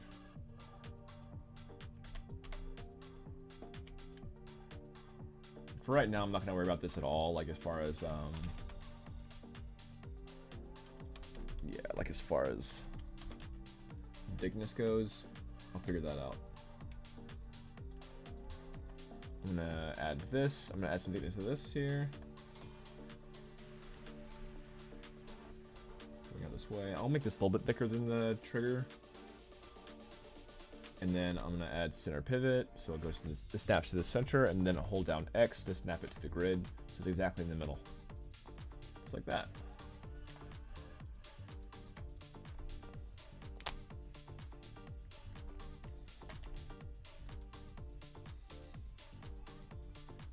Alright, so now I need to figure out what I'm going to do with this hose. I think one thing is this could have been lower topology.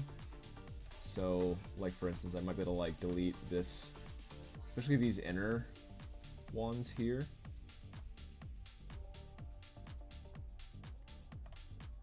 Without it like negatively affecting the rest of the piece.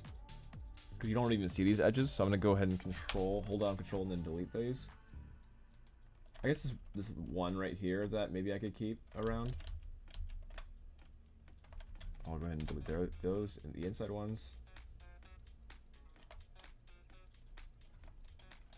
Let's see how this looks.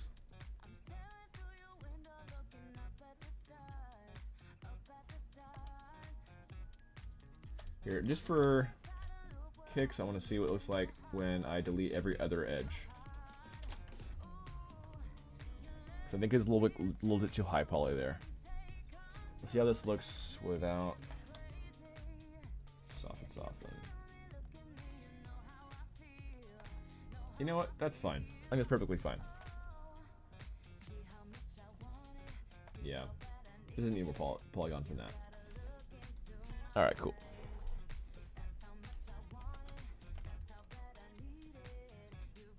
All right, so we need to figure out what this is. It's kind of like the ending of these pipes here, and it's its own cylinder. So I'm gonna go ahead and add a new cylinder.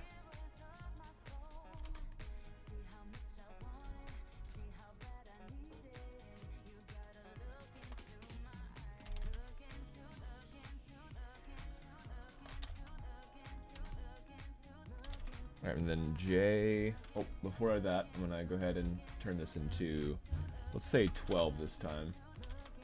And then J to rotate. There we go. I think 12 is good for this one. Okay, this needs to be like this.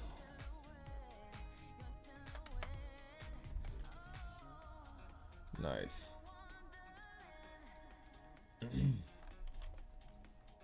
Alright, so if I go in vertex mode, I can try to mash these pieces right here. Kind of get that really nice stylized cylinder feel. Like, just basically embracing the imperfect, essentially. This was, imagine he built this, right? He's making this, and you know, maybe the function works, but the form is a bit off.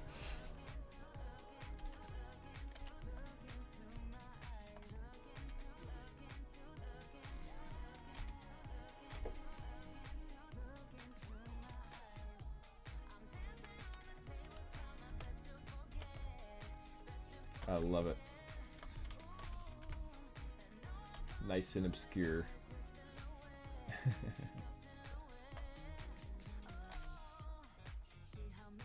gonna push this in a little bit. I think it's getting too wide.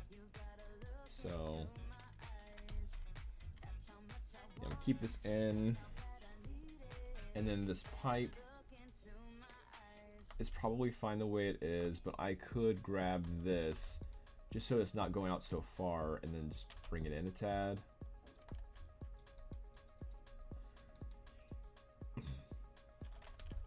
I don't want to be too obvious. I'll just do a little bit. There we go.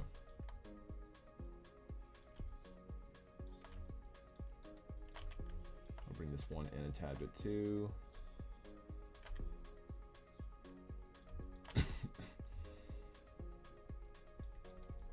There we go, I like that.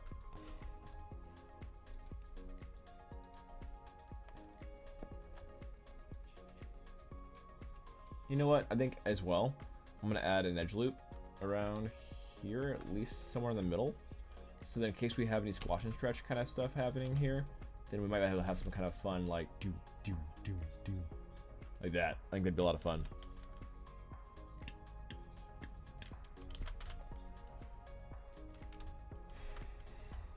Okay, at least for now, I'll keep that extra edge loop right, kind of sort of similar in the middle.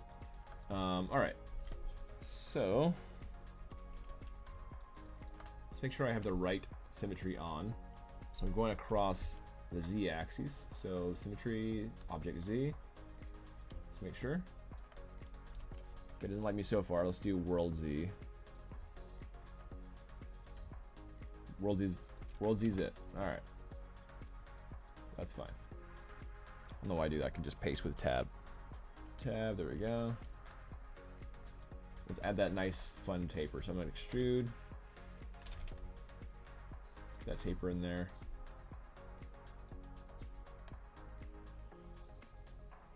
And whatever this is, I don't know if that's a C or if that's just like a stylized bolt. I probably use a stylized bolt. That's probably what that is. Similar to these guys. The wood grain here we can do in ZBrush, and then this area right here we can figure out in a second. We're basically done with this thing.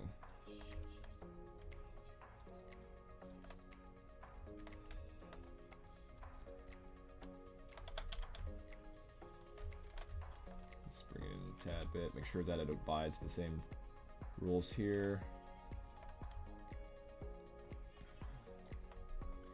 I don't think this is meant to be a double hose where it goes on both sides. I think it's just the asymmetry thing. So I'm going to, at least for right now, play as if it's the asymmetry and not worry about adding additionals. However, I do want to add some kind of something a little extra right here, so it looks like there's actually coming into something. I think it looks better if it has something like this. So I'm gonna go ahead and add 2 extra edge loops. Face mode, and I'm gonna make it larger here. So essentially all this is just making it look like it's actually going into something. Like this is like it's transitioning into this bigger tube by having this extra suction. Extra little, it's mostly like an acceptor or a connector kind of piece.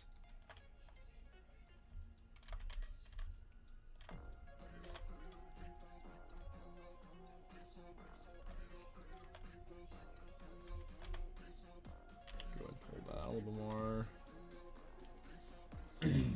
Cool. And to have a little bit more fun with it, I'm gonna go ahead and do these.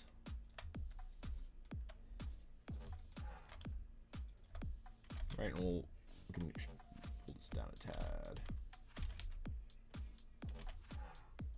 Something like that. Some kind of a little bit more fun exaggeration to it, right?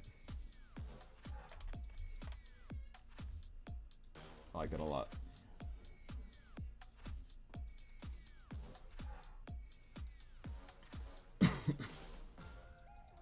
All right, and the last thing for this block out is just the back piece here. So go ahead and, for right now, mirror this over to that side. I'm not worried about mirroring this here. So if that's the case, I actually might end up like getting rid of it on this side, but for right now, it's fine.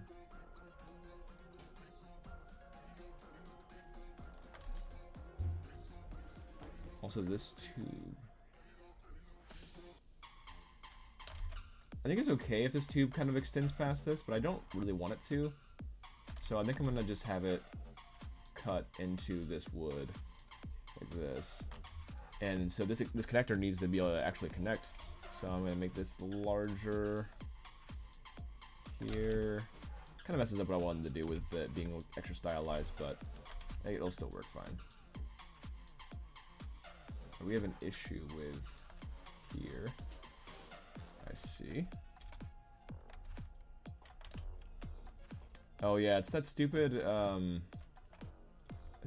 Maya bug when you have symmetry on and you try to add an edge loop. Then a lot of times it does this stupid yeah, this stupid bug. I think this is the messed up edge. Yeah, that's the one. Here, I'm just for clarity's sake. Let's save right here and then Control H. Just for clarity's sake, I want to be able to just isolate it. Alright, it's fine. Alright, so I don't want it to be inside this metal. So let's see what we can do about that. I'm gonna just bend it to go like this over here, or I'm gonna just move everything back a tad so that it's like not touching the metal strip here.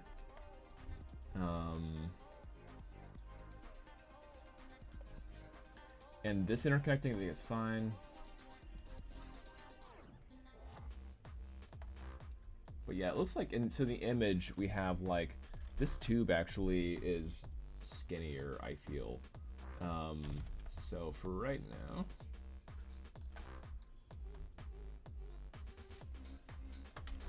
I'm gonna try something.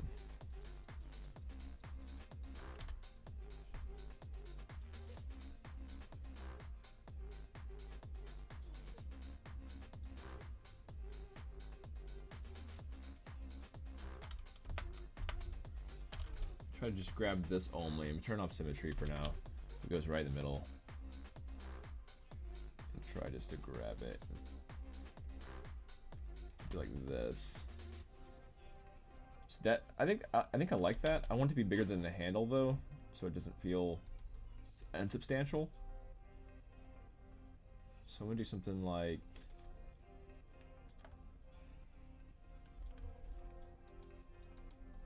that.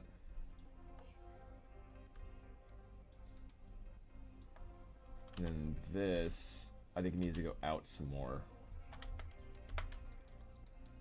So I'm gonna change just a little bit from the concept. Just bring it out some, like this.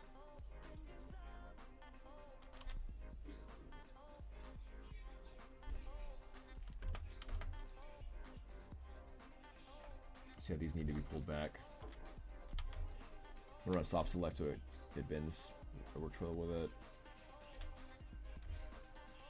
Cool. So yeah, I just brought this back some.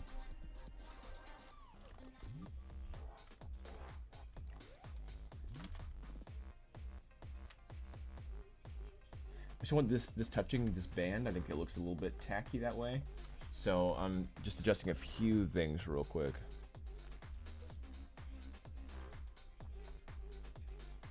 I'm gonna add an edge loop here. Wouldn't that be any fun? Just kind of bending it up some, or like doing some fun little twisties.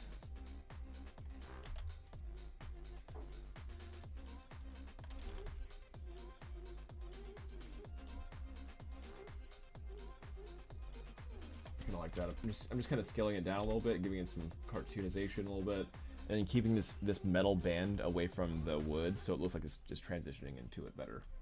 I like that a little bit better. Keep it a tad bit more natural, and I can scale this in a tad so it's not going so far back. We don't want a shoulder holster.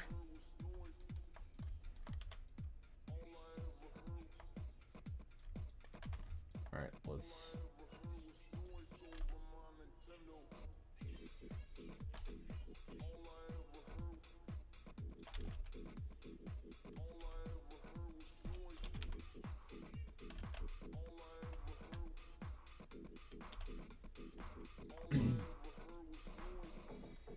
Alright, I'm liking the way this is going. And these are way too wide out here, so I'm going to go ahead and just delete this, bring it in quite a bit, and then this can be shrunk in, kind of elongating it. And we'll bring it down. Just want to skinify it a little bit.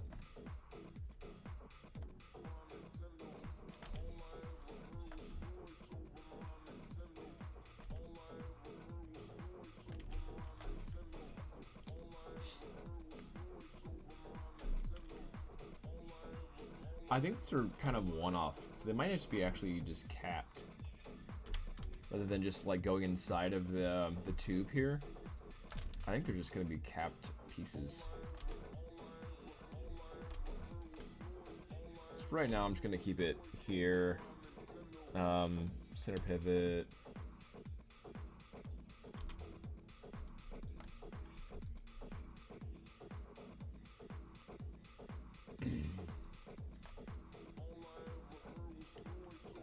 Let's see. I'm going to do vertice mode. Pull this back some.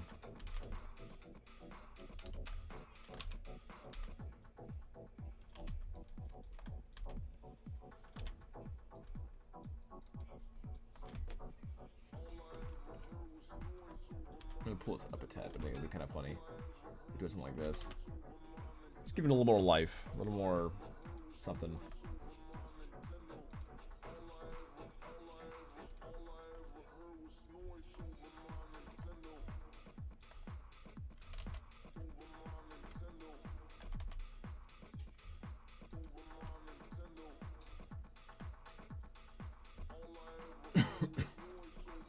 Alright, and this actually want to get tucked over here. Now that I have that space available. I like that better. I'm gonna rotate.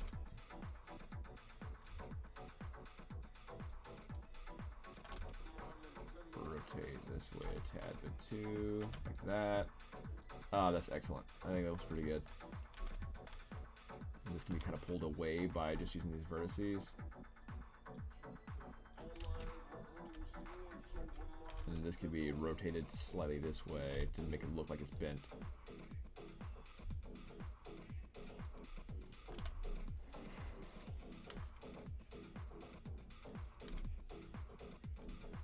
Okay, if I want to have it look a little bit cleaner. Oh, thank you. Nice and chill. Kind of fun. Yeah, it's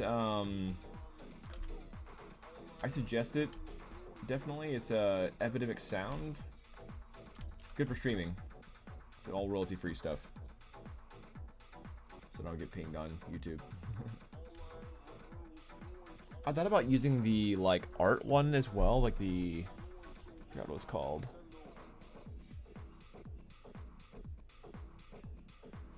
The 4K watch hours? No. Well, yes, actually, yes. So I was, I had the subscribers, I had everything except for the 4,000 watch hours, and that just took me forever to get to. But that was actually initially why I started streaming. So I'm like, well, if I, it seems like when I edit a video, my retention is much smaller than when I just hanging out with people and modeling and stuff, so I can just, you know, yeah. So that basically just gave me a lot more watch time by streaming, and I just think that's just kind of winning strat now. I like it. I just enjoy streaming in general, so it helps. But yeah, the 4,000 watch hours is very hard to get to. It's a real frustrating point for a lot of people, it seems. Yeah, so I hit my 4,000. I was like 4,003 watch hours like 3 days ago or something, and then I applied for the monetization program, and they just took, 2 days, and then we're good to go. That was pretty cool.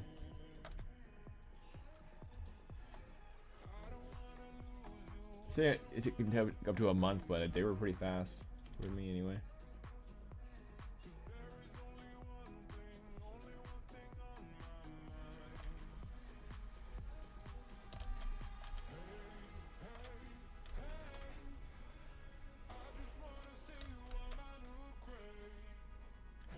So yeah, this is Epidemic Sound.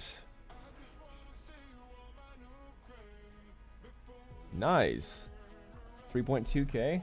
Awesome. Yeah, you're getting close, man. Yeah, I know you can. Some people couldn't get like SEO assistance from like Fiverr and everything. I don't know how legit that is. So I don't suggest risking it, but I know some people will get SEO assistance on Fiverr. I actually got TubeBuddy, and that helped me out a lot.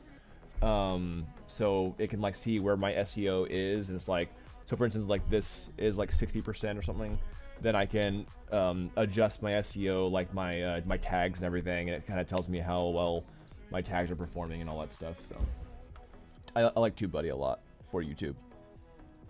It's been great. Yeah, I just don't know how legitimate those SEO assistance ones are all the time, but I'm sure it can help some people. But yeah, it's really close. You're getting there. If short watch time counted,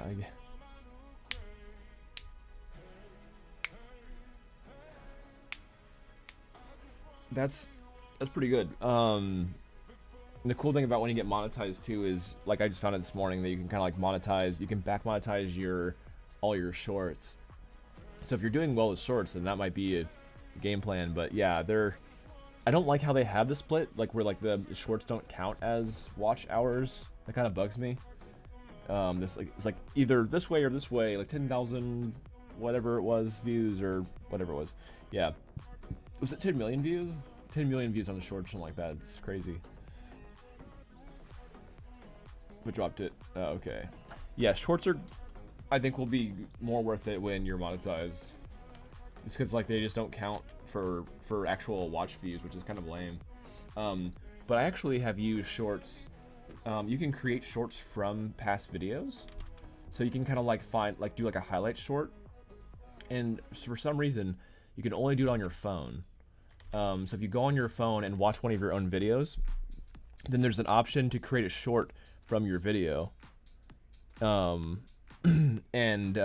what's cool about it is if someone likes your short and clicks on the link or clicks on the short, then it'll actually hyperlink them to your video around the same time where that highlight is. So that's the only shorts that I make now, is just the highlight shorts from a past video. that links them to the video if they click on it. Yeah. Just kind of what I've been doing.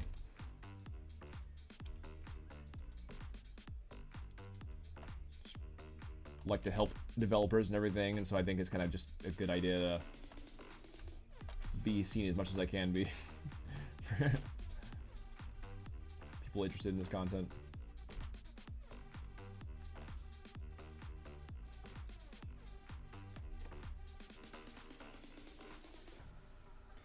I'm okay with it as soon as I am monetized. Yeah, yeah, exactly. Like if you're performing really well, but that doesn't count, it just kind of feels bad.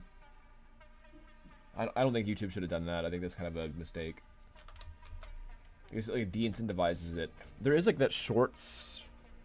There's like that shorts grant program thing, but I think you already have to be monetized in order to qualify to even do that. So I don't know. It's they've made some like I don't know iffy things I guess from doing those. I don't know. So just I wish that they were more caring about that kind of thing for, especially for smaller, or for people that are trying to become and monetize. I think it's harder to stay the course sometimes.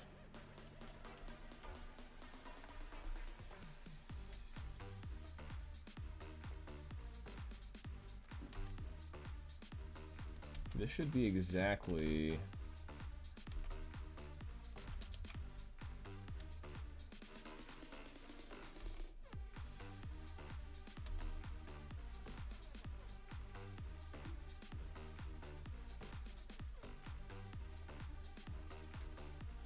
This one can be here. I'll do it in a second.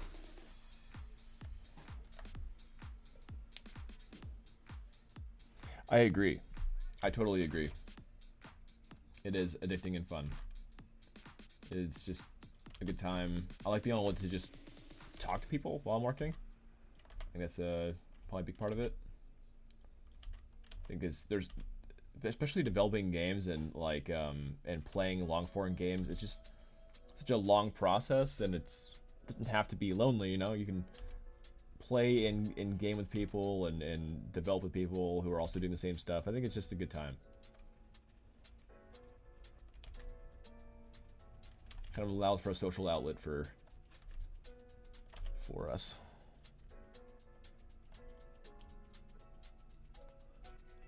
Yeah.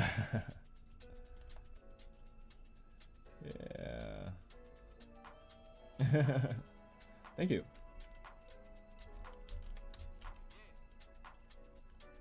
Yeah, I am definitely a Maya modeler. I don't like most other softwares. Well, as far as like this type of thing goes. There we go. My advanced modeling class.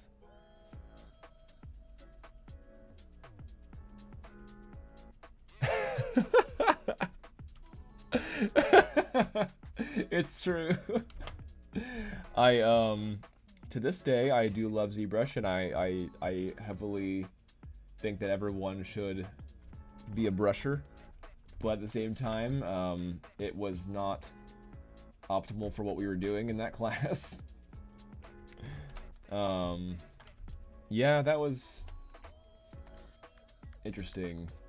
Yeah, I'm actually, you know, I just don't want to waste any time, so I'm blocking it out here, and I'll throw it into ZBrush for like, you know, for the wood grain and for some, you know, bashed up work or whatever, or some smoothing and everything. But like, yeah, I'm blocking it out in Maya, especially props. It just makes sense. I feel like I almost failed your class because I was insistent on Maya. Or ZBrush, I mean. You could like, I can tell it's ZBrush. Oh man.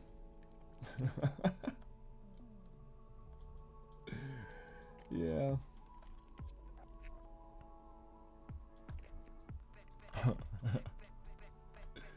I still remember that. So funny looking back at that, like, what 4 or 5 years ago? Crazy.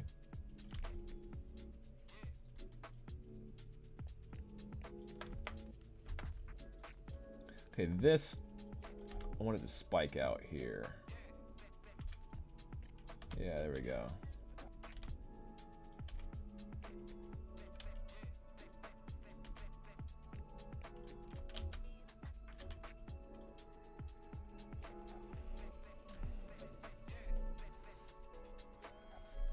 Hey, I appreciate that.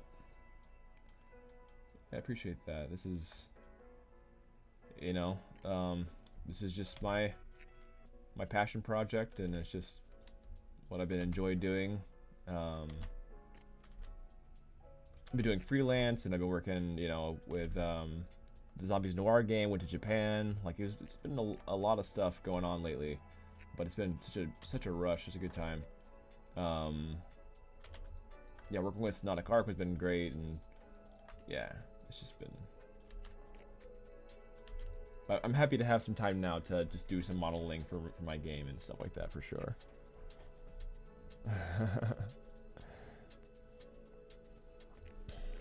Appreciate that. Do you hire someone to do concept, or do you do them yourselves? So I did hire this guy to do. So I hired Sketchcraft. So here, check out his channel at Sketchcraft channel. That might work. I need to figure out how to, sorry, I don't think that worked. But yeah, look for Sketchcraft's thing channel. I don't really know how to ping someone directly from. Let's see here. Here, I'll just send his link. I'll send his link on from YouTube. So I actually found him somewhat organically. I was looking for a concept artist to make my characters, a concept of my characters for me, and my racers. And there, you know, there's a lot going on with these characters, and they have abilities and all that kind of stuff. And I'm like, okay, I need someone who knows their stuff. And so I actually was looking for people who were worked on concept art for a couple different games. So I was looking for like Smash Bros, and I was looking for like Insomniac stuff, and I really liked Crash Team Racing, like their style. They're kind of like more zany style, and so I just went on ArtStation and looked up like you know, CTR or like just Crash concept art, as well as some Mario concept art. But Nintendo is very stickler about what they allow people to show, so I found a lot more Crash stuff than Mario stuff. And yeah, you can see like their environment artists that worked on the game, the character artists that worked on the game, and I came by Sketchcraft's work. Here, I'll send you his YouTube. And I was just really happy with his level of concept. I feel like it was perfect for what I was wanting. And his ArtStation. So yeah, I came across it's so yeah, Rob Duenas. I'm probably butchering his last name, but yeah, I came across this and I was like, this is perfect. I'll send you this link. And I'm like, this is perfect for Chaos Kart. There we go. Yeah, he has amazing work, and his level of color transition and rendering just so well done. So yeah, I contract quite a lot of stuff now, or I have been. So like for instance, I'll do the modeling, some design work. You know, I'll kind of like plan out the character mechanics as well. But like level design and animation, rigging, concepting, programming, there's a lot of things that I have to actually like I can't do and I don't do myself. Look at that. That was pretty cool. I really like that extrusion actually. This makes it a lot more lively. It makes it feel like a separate material here. I'm not gonna bevel it that hard. I think I'm gonna reduce that a tad bit. Just kind of seems like a little bit much.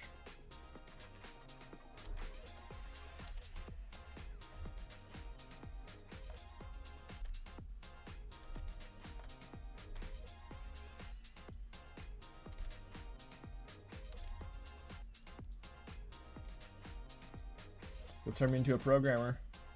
I don't wanna. You can't make me. I am, however, learning blueprints. I am trying to get more into animation blueprinting. I was awful. I was so bad with blueprints and just like trying to motivate myself to learn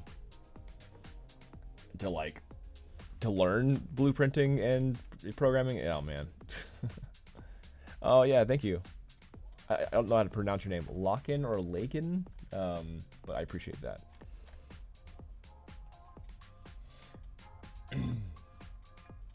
So let's see what we got here. So yeah, only thing I really changed here, like a decent amount, is the back here, where I wanted this metal piece not to be literally collapsing into this wood, and so I wanted to pull it out a tad bit to have that separation. I don't know, I think it may be a fine to do, but I think that this looks pretty cool where it has this like this fun tapered feel. If I wanted to have extra taper work too, then I could simply I could grab these verts and then soft select like this, and then I could just shrink this down like that, so that I to even have more of this taperage kind of thing happening. But I think it's okay. I think what we have here is looking pretty good.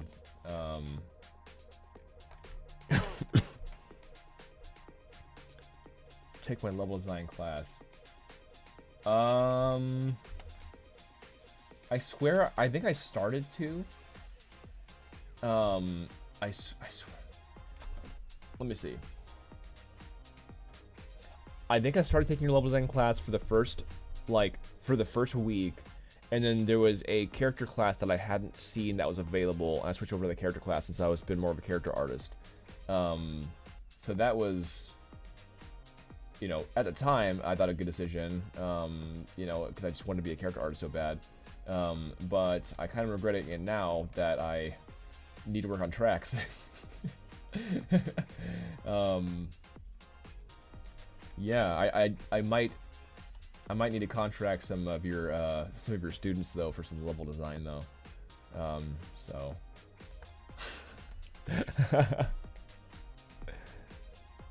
some blueprinting. Oh, okay, yeah. BPs do seem like a fun way to go about things. Like I just need to get into it really. But I am learning about state machines. Or hold on, yeah. So I'm learning about montaging, state machines, and a little bit about additive animations recently. Blend spaces seems like there might be a little bit more advanced.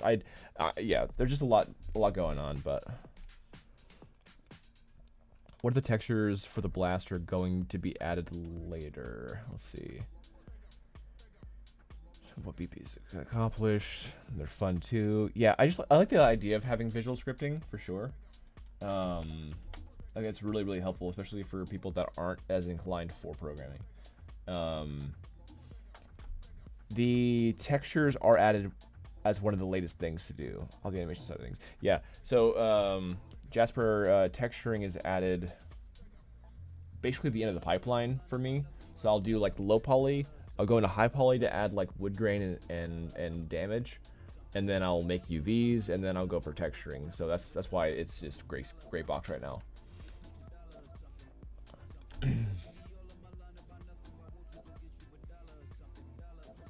What is the texture for? Oh, the animations. Okay, yeah. Hit me up when it comes to the tracks. To tracks and layouts. I did a lot of racing layout for Cars 2 and Disney Infinity. Oh, that's cool. That'd be fun. Heck yeah. So yeah, we need to figure out kind of like we actually were starting to build out splines for it, but for some reason splines were having a lot of choppy issues, especially when it came down to like the corners. As you would like run around a corner, it would be really choppy. Yeah, and that was frustrating. So I think I actually need it would need to be blocked out in Maya more cleanly and effectively. Likely. I don't really know. Level design is still like we had Tyler McCombs help us a little bit for the well, quite a bit for the block out of the castle track. But yeah, I think we just needed to kind of define what we want to do for the tracks, and like the 3 laps of course, where's the rough terrain going to be, how wide does the track need to be to have successful turning radius and be able to have combat. Yeah, let's see here. So yeah, we just needed to have some definitions of what things are, and then adding rough terrain blueprints for like okay, that's ice, that's mud, so it's gonna slow you, kind of thing. That's lava, you're gonna die or take damage or whatever. Speed panels, ramps, that kind of stuff. Plane changes, so if we ever do anything like Mario Kart, we're like able to fly up in a certain direction, that the actual camera will adjust and plane change. But if we can't do that with our physics, then we may not be able to plan levels like that. Anyway, yeah, lot to figure out.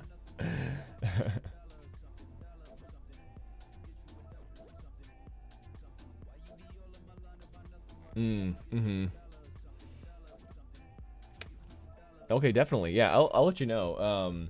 Yeah, we definitely have some levels that I want to do. I want to have it somewhat similar to probably Mario Kart or Smash Bros, where the tracks are themed after the characters. So we might have like this character in a desert track, right? We might have let's see. Thank you. I assume Lakin. Thank you. Appreciate it. Or Lakin. I don't know how to pronounce that, but thank you. Yeah, we've been going at it.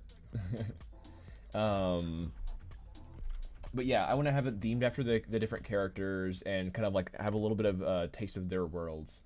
I think that'd be cool. So.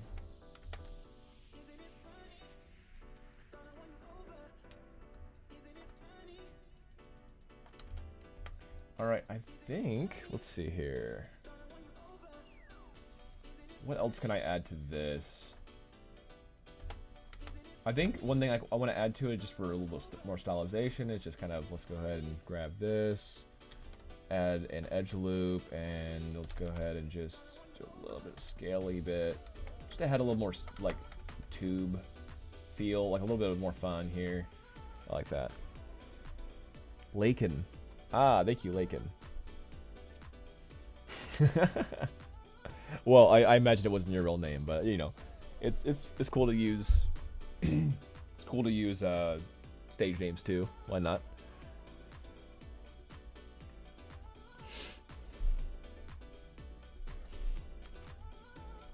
Yeah, we actually downloaded some of the old Mario Kart tracks just to be able to see like how they modeled their stuff, and they actually keep things super low poly and like super efficient.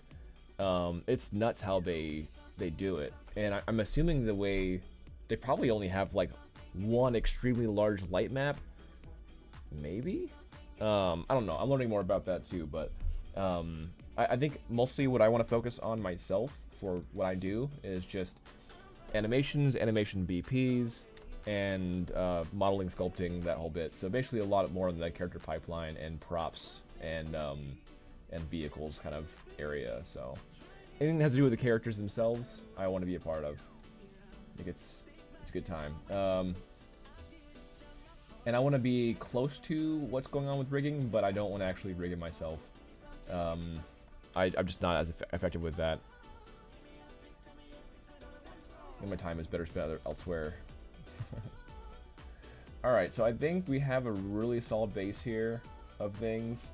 I really like where it's gone. And let's see here. Anything else that I can do right now?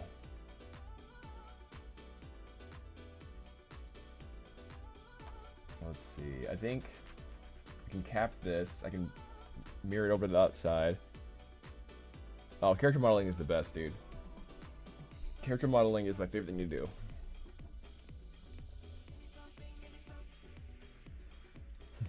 Here's the character model here for the low poly character model anyway for talk.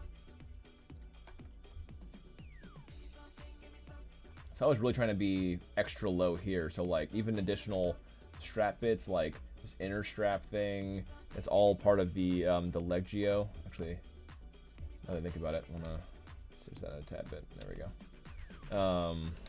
Little tweak there, and then these straps. These straps right here, I actually like just integrated with the legs. Oh, it is, yeah. I mean, and also making characters and knowing how to make characters effectively is hard enough. Making memorable characters is a whole nother level. Okay? So you're a solo dev. Man, I couldn't be a solo dev. I don't know. I have a certain level of quality that I want the games I work on to be, and I simply can't pull off that level of quality myself, other than just a few of the elements like the character modeling and props and stuff like that. So that's why I like having specialists work on my game. People that know more what they're doing. Like if I made a track right now, it'd probably be the most boring track in kart racing history.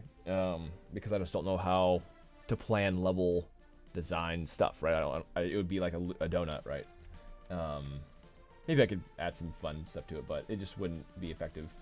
And also, I just want my time to be more effective, and so like I'd rather just do what I'm already strong at, and then contract people that know what they're doing and what they're really strong at. But I salute people who can do games themselves. It just seems like a real pain, and I wouldn't want to do it.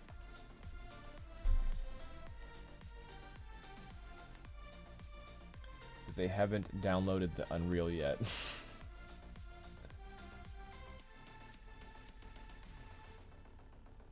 Yeah.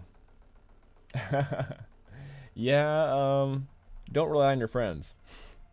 Unless they are game devs themselves, or you'll probably end up just being sad.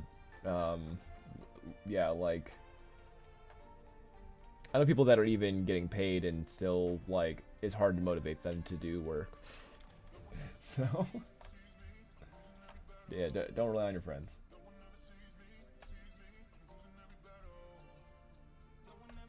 People only do something that they're passionate about, most likely, spend a lot of time on.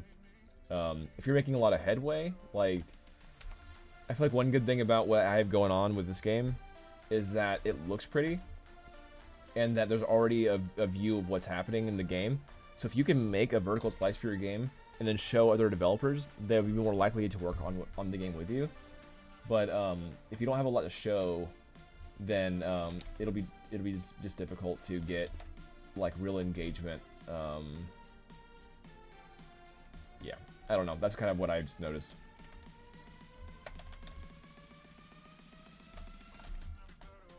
Like I've been pretty fortunate just finding people that like the concept artist, for instance, Rob.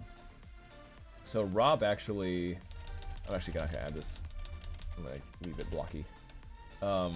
Rob, he worked on Crash, but he gave me an indie discount off of his work because he liked the game. He's like, this is a really fun, zany game, and I want to help you out, so I'm gonna give you a special rate for my work. And that really helped because of, yeah, like I already had stuff to show and all that kind of stuff. So anyway, so lots.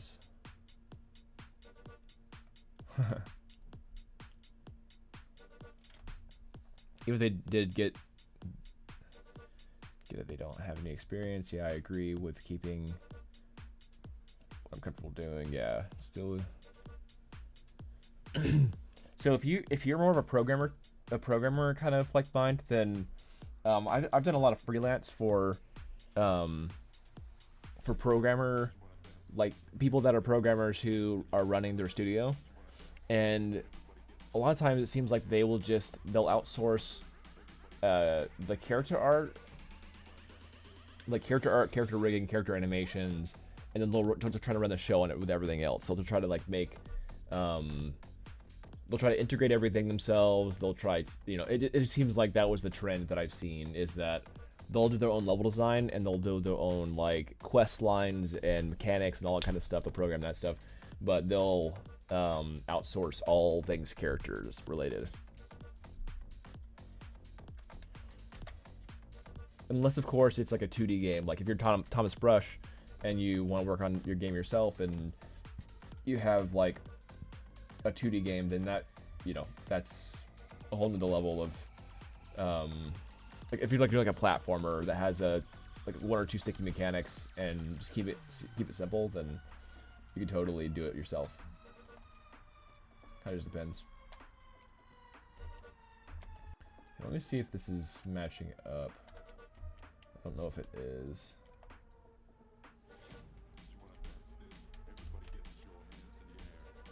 I'm gonna hide this real quick.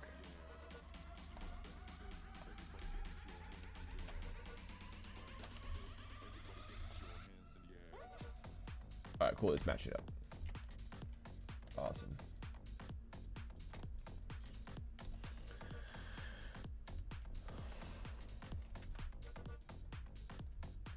Alright. Looks like we've wrapped up the gun. I think I'm at a solid state hard drive, where I'm good to do a screenshot and send it off to people that work on the game, and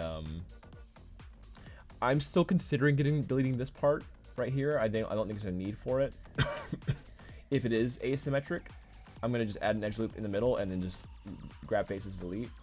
Other than that, I think this needs to be mirrored over actually. Here, let me hide everything but this, and we'll just do it real quick. I'm gonna fill hole.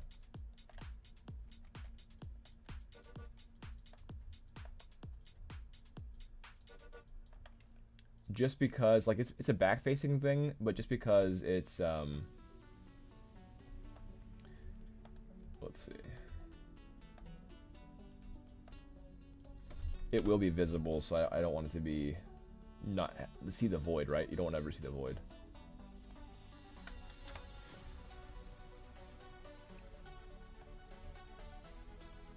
Alright, so things in the back like this, I never want to see, like, I don't know, like for instance, I want to see everything kind of collapse in the middle, bit kind of thing. That's kind of how I think it's most optimized. So like this. Let's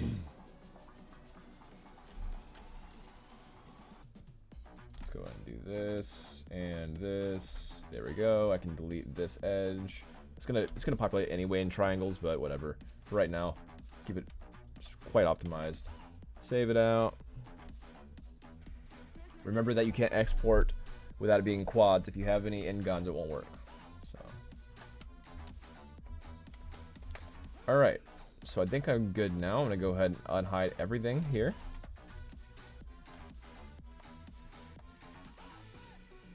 Awesome. And then for right now anyway, is there anything else I need to do? This is one part that's kind of tricky. I'm trying to figure out is that this is supposed to be wide enough where it encapsulates this 2-part right here. I don't want this 2-part to be too skinny. I think it's already good enough where if I make it any skinnier, it's going to be a bit awkward for the handle. So, like, maybe I could do a little bit more, but I don't really want to. I think it's at a pretty good space.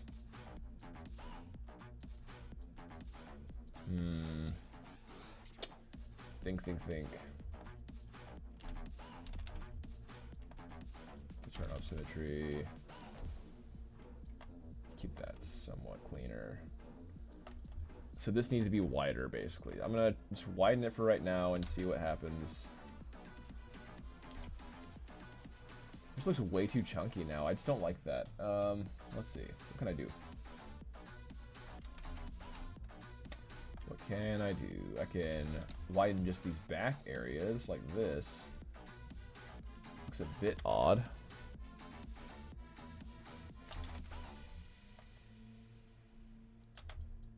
Maybe this part here could be smaller. It's just generally go a little bit straighter here. That could just be a little skinnier, perhaps. Let's see, what can I do here? These vertices could just be a bit wider. So this is kind of what I'm seeing, is what I'm thinking. And I could just make it tapered.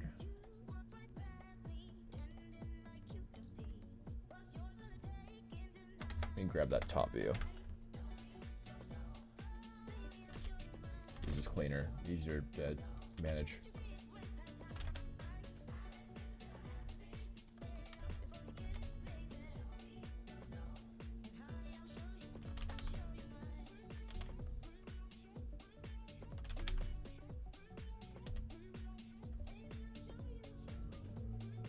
Yeah, I like the stylization where it kind of squishes like that. I think that feels really good, actually.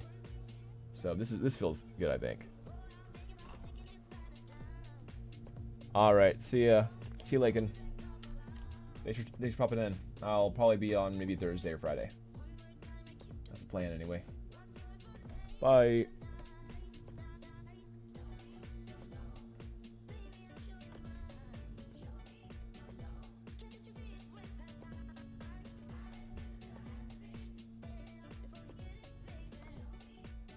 Might better delete these now, actually.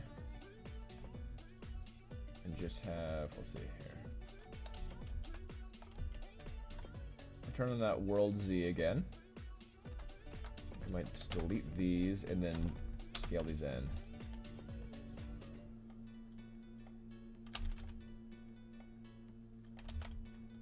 Whoa, why is it shrinking everything? There we go, that was weird.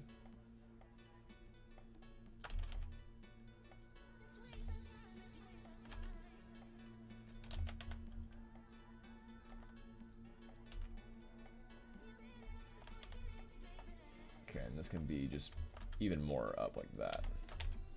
I'll do a rotation so it matches that height.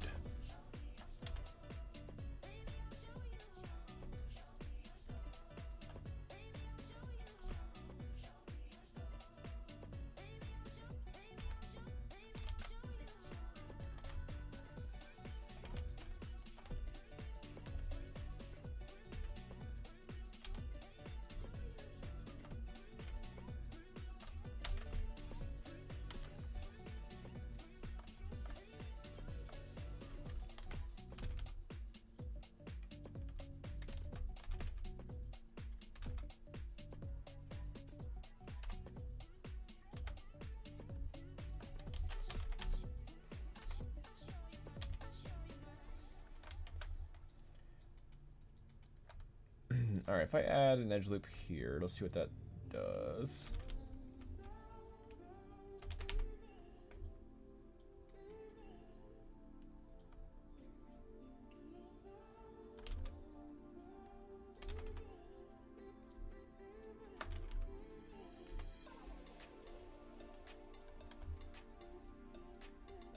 I kind of like pull it this way actually to kind of complement this.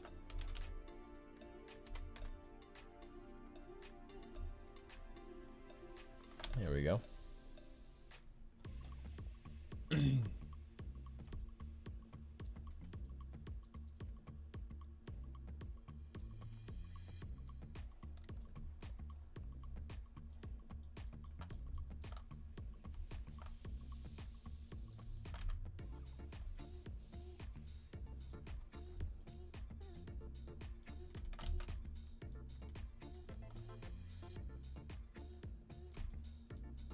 I'll have it just match up to this area, and then that'll be it. So, I'm gonna go ahead and mirror it, mesh, mirror. There we go. Let's save this out, and we're done. I'm digging it.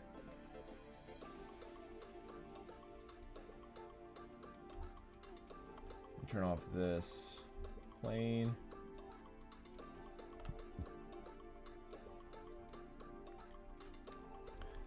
All right.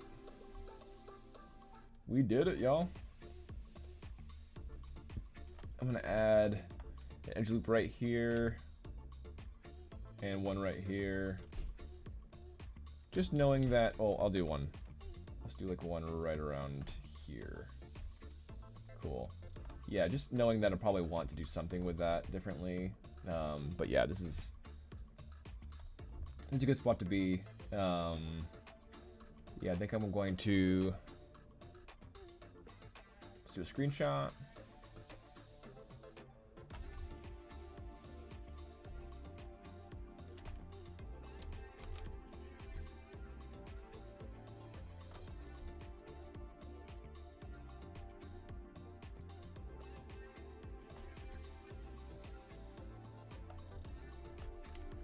Okay, so that's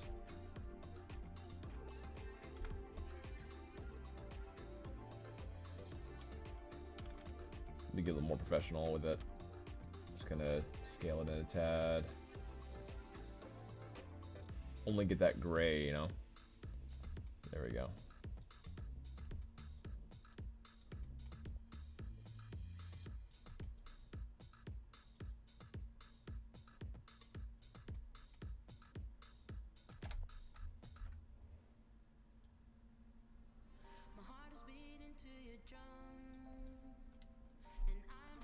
Go ahead and save that. Blaster. Hooray, we did it. We'll go ahead and save out. And all right, on the next stream, I'm going to make our EMP grenade. So watch out for that. On the previous stream, we made this wrench for Talk, and we've already on previous streams before that we made Talk himself. And yeah, we've done quite a bit, and of course the gameplay streams and everything. So, all right, so yeah, watch out for the next stream. Probably gonna come out on Thursday or Friday. Probably kind of early, like somewhere to this time. And yeah, we'll go with the MP grenade and a few things for maybe the card if we can get to it. Awesome. Well, yeah, thanks for joining me, everyone. And I'll see you on the next one. Bye.